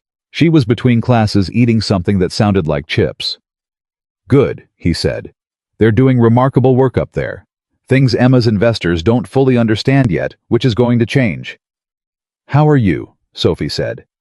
Not how is the job, not how is the office. How are you? She'd inherited her mother's gift for asking the exact right question. He thought about it honestly. "Strange," he said. "Good strange. But strange." "Like what kind of strange?" "Like the first week of a language course," he said. "When you know the language but your mouth hasn't remembered how to move in it yet." Sophie was quiet for a moment. "Dad?" "Yes. I know I said you should take the job, and I meant it, but I need to ask you something and I need you to be honest with me." "Always. Do you actually want this?" "Not because Emma offered it, not because it's the right thing, not because I told you to say yes." A pause. "Do you want it?" Henry drove for a few seconds without answering. The highway was clear, and the mountains were off to his right, and he thought about the briefcase that was now in his new office instead of his closet. He thought about the phone call with Ingrid and the moment in the conference room when Erickson had looked at him and asked what he thought, and the particular aliveness of being genuinely useful in the precise way you were built to be useful. "Yes," he said. "I want it." "Then stop calling it strange," Sophie said. "Call it right." He drove with that for a while. "You sound like your mother," he said. "Good," she said simply. Then softer, "I know." The investigation results were delivered on day 11 at 9 o'clock in the morning in a conference room on the 34th floor. The lead investigator was a woman named Carol Briggs. Not the same Carol. The universe had enough sense not to do that to Henry, who had 20 years in corporate forensic investigation and the kind of face that has learned to deliver bad news without drama, Because drama doesn't serve anyone when the facts are already hard enough. Emma sat at the head of the table. Henry sat to her left. Patricia Saul and two other board members sat across. Marcus Webb was at the end with his legal pad. The lead investigator and her associate sat in the middle. Carol Briggs opened her folder. "The breach itself," she said, "occurred 8 months and 4 days ago. It was a third-party vendor intrusion, a contractor with access to client infrastructure data who was compromised by an external actor. The security team's response was fast and effective. Containment happened within 6 hours. The original assessment that regulatory reporting thresholds were not met was technically defensible under the standard applied at the time." She paused. "However," the room sharpened. "However," she continued, "there was a secondary assessment conducted 3 weeks after the initial incident that reached a different conclusion. That assessment, prepared by an external security consultant hired by the data team, concluded that the breach had a higher probability of client data exposure than the initial review indicated, and that regulatory reporting was likely required." She looked up from the folder. "That assessment was not shared with executive leadership, with legal, or with the board. It was reviewed by one person at the director level, flagged to Richard Voss, and then filed without further action. The silence in the room was the kind that has weight." Emma said, "Voss knew." "Mr. Voss received the secondary assessment via email. He responded to it in writing. His response was 3 words, 'Handle it quietly.'" Carol Briggs looked at Emma directly. "That email is in the appendix, tab 4. Marcus Webb was already there. Emma did not open the folder. She looked at the table for a moment, then at Patricia, then at Henry. Henry held her gaze. She looked back at Carol Briggs. "What does 'handle it quietly' result in legally?" "That's a question for your legal counsel," Briggs said. "What I can tell you is that from an investigative standpoint, what we have is a documented decision by a senior executive to suppress a material finding about a security incident affecting client data. Whatever the legal interpretation of that decision is, the factual record is clear." Marcus was writing. "And the sabotage," Patricia said. "The document released the morning of the Fjordhaven meeting. Also Voss," Briggs said. "Unambiguously. He used a personal device and a third-party email service, but the forensic trail is complete. The document itself was assembled from files he had access to in his capacity as Deputy CEO, selectively edited to remove context and imply deliberate concealment." A pause. "He timed the release to coincide with the meeting start window. We found the draft on his personal cloud backup. He'd been building it for 3 weeks." Emma closed her eyes for exactly 4 seconds. Then she opened them and said, "Thank you, Ms. Briggs. We'll take it from here." When the investigators left, the 5 people remaining in the room were quiet for a moment that stretched past comfort and into something more honest. Patricia, who had the particular stillness of someone who has processed a great deal of difficult information over a great many years, spoke first. "The regulatory disclosure goes out today," she said. It wasn't a question. "Today," Emma agreed. "Marcus, I want it filed before noon, and I want a client notification letter out by 3. "I'll have a draft in an hour," Marcus said. "And Voss," Patricia said. Emma said, "The board should decide what referrals are appropriate. That's not my call." She paused. "My call is that he's gone. The disclosure happens, and the clients hear it from us directly." She looked at Patricia. "I'm not protecting the company's image at the expense of doing what's right. Not again. Not after everything." Patricia nodded, slowly, with the weight of someone who has wanted to be able to say something like this for a long time. "Agreed." Henry had said nothing for the past 20 minutes. He'd been listening, processing, noting. Now Emma looked at him. "Henry," she said. "Client communications need to go out in sequence," he said. "Largest exposure first, then, by contract tier. Some of our European clients, 2 of the Fjordhaven adjacent accounts we've been in preliminary conversations with, are going to need calls, not just letters, in Norwegian, today." "Can you make those calls?" "Yes," he said. "But I want Emma on them." She looked at him. "You need to be the voice they hear," he said. "Not a consultant, not an intermediary. You." This is the moment your credibility either holds or doesn't, and it holds because of who's making the call, not how well the letter is written. He paused. I'll be beside you, but the voice is yours. Patricia Saul looked at Henry Larson across the table with an expression that had something layered in it. The recognition of someone who has been watching leaders lead for 4 decades and can identify on sight the specific quality that makes someone genuinely worth listening to. She didn't say what she was thinking, but Henry saw it. He looked back at his notes. They worked through the morning. The regulatory filing went out at 11:47. The client letters went out at 2:50. Emma made 7 phone calls that afternoon, 3 to domestic clients, 4 to European contacts, 2 of which Henry conducted in Norwegian, while Emma spoke, and he translated with the precision and speed of someone who has been doing this long enough that the language moves through him without friction. By the time the last call ended at 5:30, the feedback was not what they'd feared. It was something closer to its opposite. One of the European clients, a Danish energy consortium that had been considering an Aurora Nexus partnership for 6 months without committing, called back an hour after their notification call and asked to schedule a formal meeting. They called back, Emma said. Henry looked at the message Diane had forwarded. They said, and I'm translating directly, companies that tell us difficult things before we ask for them are companies we want to work with. He looked up. You're building a reputation now, a different one than you had yesterday. Every call you made today is going to move through the network. Emma stared at him. I didn't expect that. I know, he said. That's how it works. Transparency doesn't usually destroy trust. Performed confidence does. She sat back. She looked at the ceiling briefly, then at him. You've been trying to tell me this for 11 days. I've been waiting for you to be ready to hear it. She looked at him. Is there other things you've been waiting for me to be ready to hear? Many, he said. But they'll keep. She laughed again, that real laugh, the one she was allowing herself more often now. Henry had noticed that over the 11 days. The incremental return of something that had been carefully managed for a long time. Emma Whitmore in press conferences was polished and composed and impressive. Emma Whitmore in that conference room at 5:30 on a difficult day was something more than that. She was human, and she was beginning to let that be enough. It was 2 weeks after the investigation results that Sophie Larson arrived in Seattle. She drove up from San Francisco on a Friday, not flew drove, because she'd told Henry she wanted to think on the way, and Henry had understood completely because he was the same way.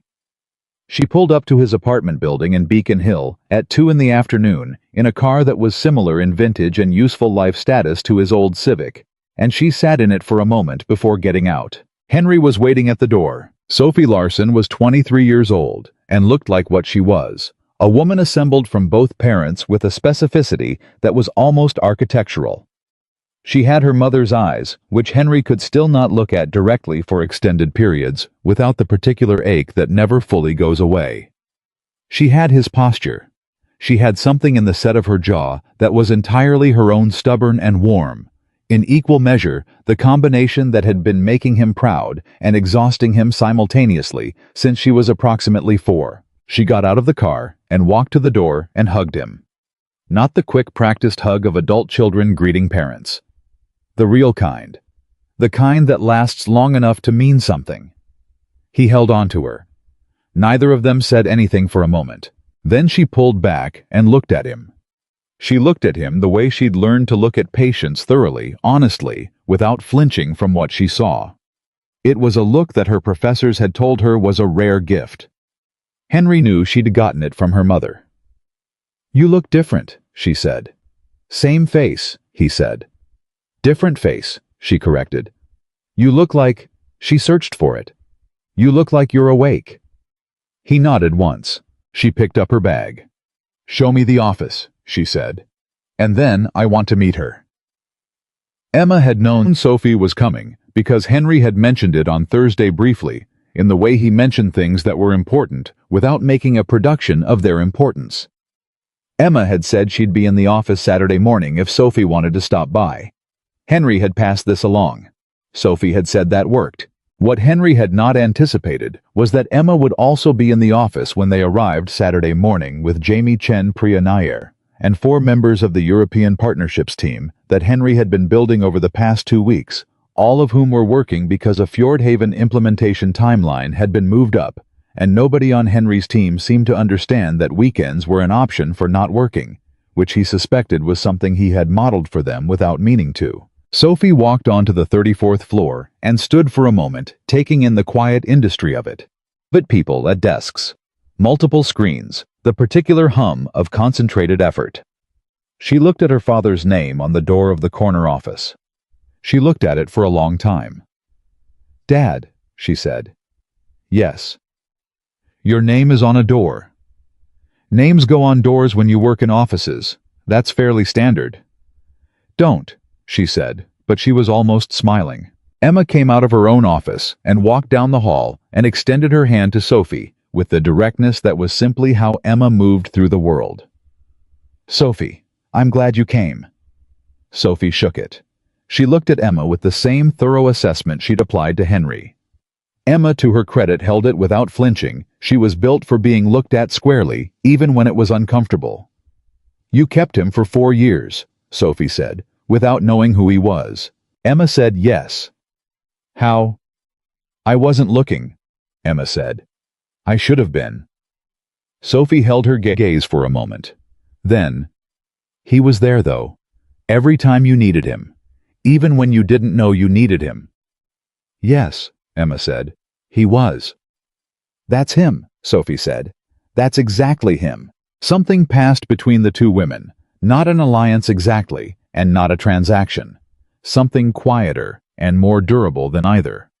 The particular understanding that passes between people who love the same person in different ways and recognize each other across that difference. Emma said, "He's building something remarkable here. The European team he's put together in 2 weeks, 3 of them speak Scandinavian languages. 2 have government trade backgrounds. I didn't even know those people existed in our applicant pool until he found them." Sophie looked at Henry. "You found multilingual trade specialists in a clean energy startup's applicant pool." "They were there," Henry said. "Nobody had looked for them. Because nobody knew to look," Emma said, "which is, it turns out, a pattern." The 3 of them stood in the hallway for a moment with that, and nobody said anything about what the pattern meant, or what it cost, or what it had taken to break it, because the statement was complete on its own. Then Jamie Chen appeared from around the corner with his laptop open and said, "Henry Ingrid's team is asking about the delivery schedule for the Q1 infrastructure assessment. Is that our document or theirs?" And stopped abruptly when he registered the group. He looked at Sophie. "Oh, hi. Are you?" He looked at Henry. "Is she?" "My daughter," Henry said. Jamie Chen pointed at Sophie, then at Henry, then back at Sophie, with the energy of someone for whom restraint was a foreign concept. "You're the medical school one. Henry talks about you. Not a lot, but when he does, it's always—" He stopped. "I'm Jamie." "I know," Sophie said. "He talks about you too." Jamie's expression shifted into something between surprised and quietly pleased. "What does he say?"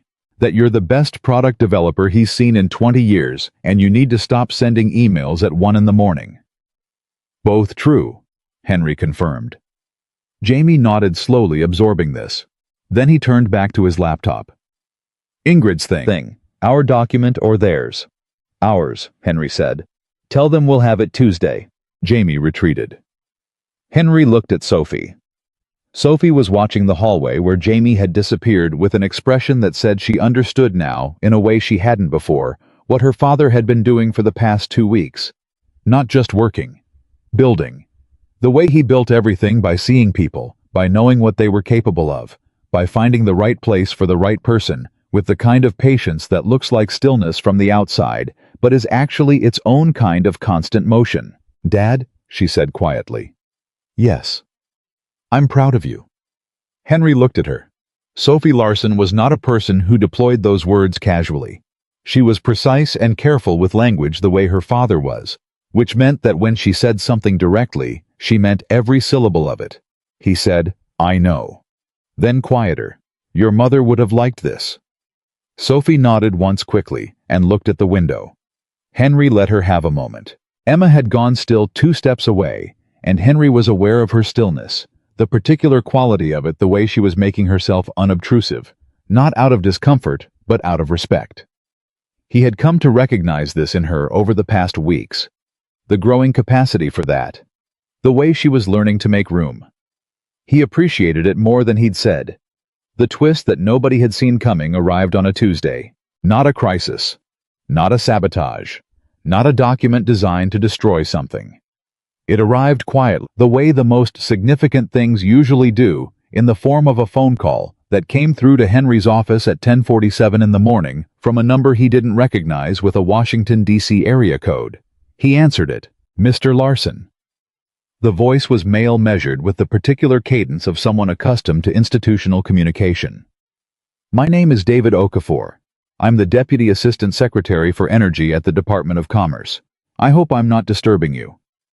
Henry was quiet for exactly 1 second. "Not at all," he said. "Good. I'll be direct because I know you prefer directness. I've spoken with people who worked with you in the early 2000s, and they were consistent on that point." A brief pause. "The department has been following the Fjordhaven partnership announcement with considerable interest. The framework you appear to be building. Private sector clean energy partnerships, anchored in Scandinavian investment, aligns with some priorities that are currently very active at our level. I'd like to explore whether there's a conversation to be had." Henry said, "What kind of conversation?" "A formal advisory one initially. The department is developing a new bilateral framework for North Sea clean energy investment. It's early stage, it's not public, and I want to be clear that this is exploratory.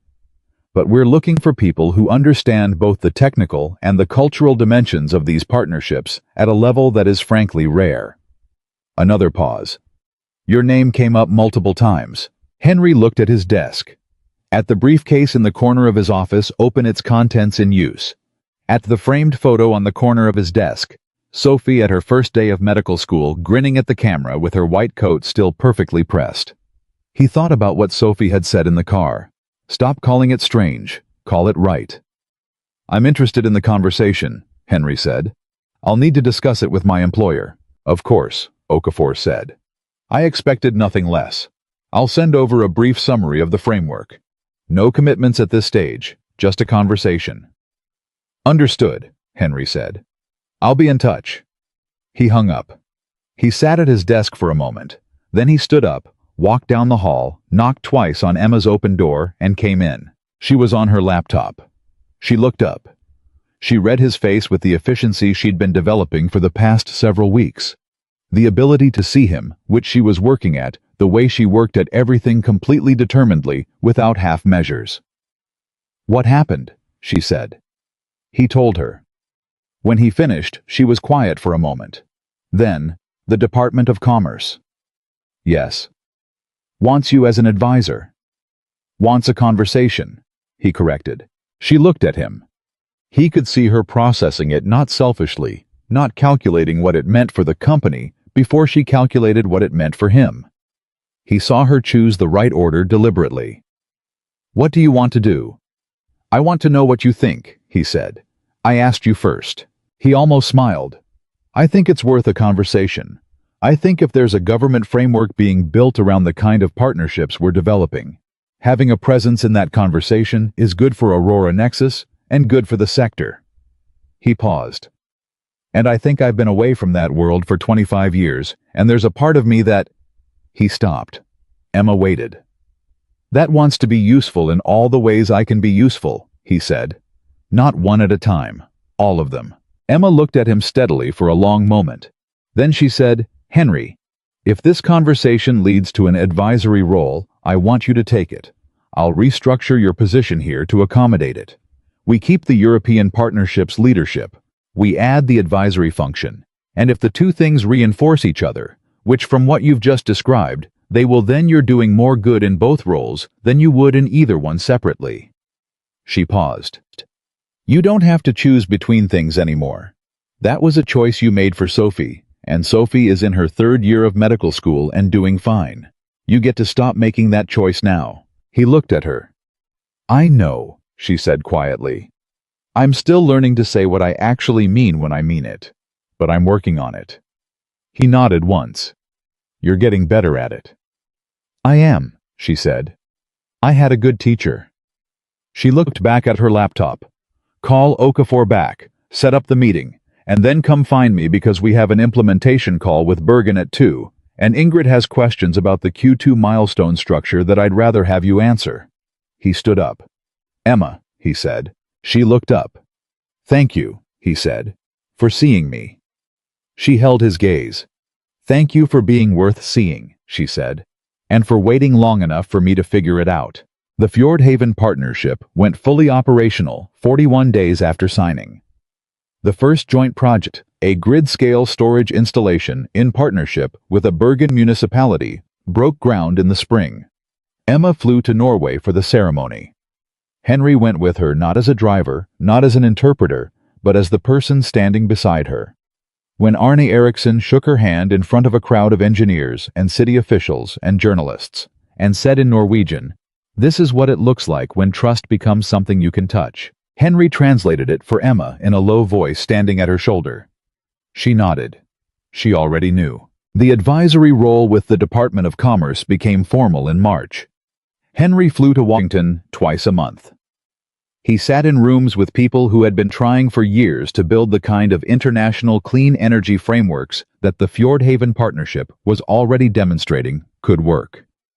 He was good in those rooms, the same way he'd always been good in rooms like them, with the patience and the precision and the particular gift for finding the honest language that moves people from suspicion to trust. He was better than he'd been 25 years ago, and he knew why.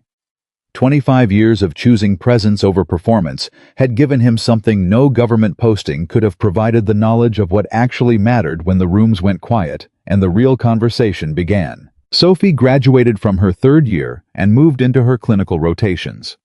She texted Henry every Sunday. She called on Tuesday nights. She came to Seattle twice that spring, and both times ended up at the Aurora Nexus office, which she claimed was because she wanted to use the good coffee machine in the break room, and which everyone understood was because she liked being in the place where her father was fully himself. On her second visit, she sat in the corner office with her coffee and her cardiology rotation notes spread across the small table by the window, and Henry was across the room on a call, and she watched him for a few minutes without him knowing she was watching.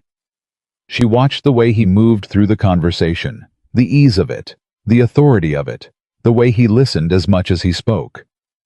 She watched the particular quality of a person doing exactly what they were made to do. She thought about her mother, about what her mother would say.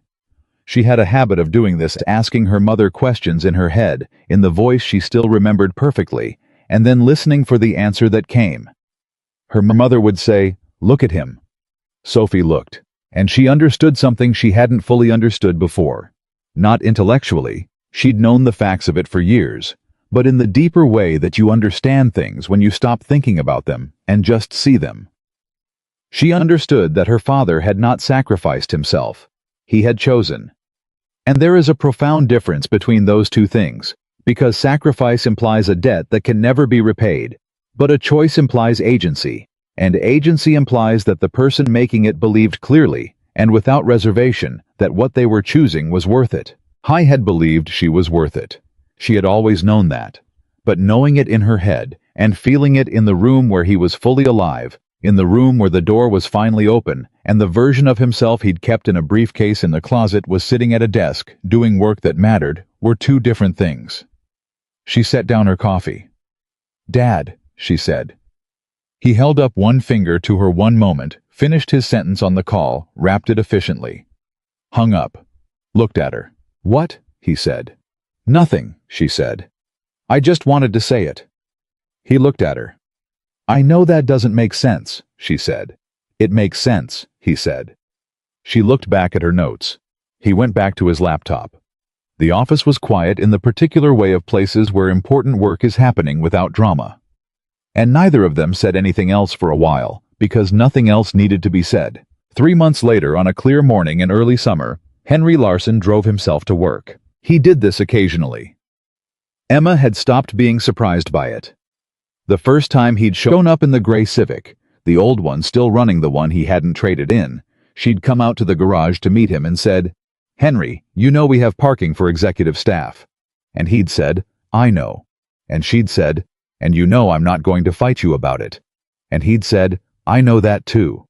And they'd ridden the elevator up together in the particular comfortable silence of people who have stopped needing to explain themselves to each other. He drove himself to work sometimes because he liked the ritual of it. The movement through a waking city. The time between what came before and what came next. He'd always done his best thinking in a car. He suspected he always would. That morning he pulled into the executive parking level, gathered his briefcase, still the same one he saw no reason to change it, and walked to the elevator. He pressed the button for 34. The elevator doors opened. Emma was in the lobby, coming off a call already moving. She saw him and changed direction toward him without breaking stride. "Bergen called," she said. "The Q3 numbers are ahead of projection by 11%. Ingrid wants to have a conversation about accelerating the Phase 2 timeline." "She'll want that conversation in Norwegian," Henry said. "I know. That's why I'm telling you before 9 o'clock. She fell into step beside him, the two of them moving down the hall. The way they'd learned to move, matching pace, reading each other. The easy efficiency of people who've stopped performing collaboration and started actually doing it. "Also, the commerce meeting is confirmed for the 14th. Okafor wants you to brief the undersecretary. I'll need 2 days of prep. You have 3. I moved the Bellingham site review. You didn't have to do that." "I know I didn't have to." She glanced at him sideways. "I wanted to." He looked back. They reached the point in the hallway where their offices diverged, hers to the left, his to the right. They stopped. "Henry," Emma said. "Yes. I've been thinking about what we do for next year's implementation expansion. The Danish consortium, the possible Frankfurt connection. We're going to need a team that can move fast and think across borders." She looked at him. "I want you to lead the whole strategy, not just the relationships, the whole thing." He looked at her steadily. "That's a bigger job than Director of International Relations." "Yes," she said. "It is." He was quiet. "You don't have to answer now," she said. "I'll answer now," he said. "Yes." She nodded. No performance, no celebration. Just the acknowledgement between two people who have learned to meet each other exactly where they are. She turned toward her office. "Emma," he said. She turned back. "I'm going to need a better parking space," he said. She looked at him for one moment with an expression that was the full, unguarded version of the thing she'd been learning to show warmth. Recognition, the specific light that lives in a face when a person is genuinely happy in the precise place they are. Then she laughed, and turned and walked into her office, and Henry Larson turned and walked into his set, his briefcase on the desk, hung his jacket on the back of the chair, put on his reading glasses, and opened his laptop to the first of 37 emails that required his attention, and he began.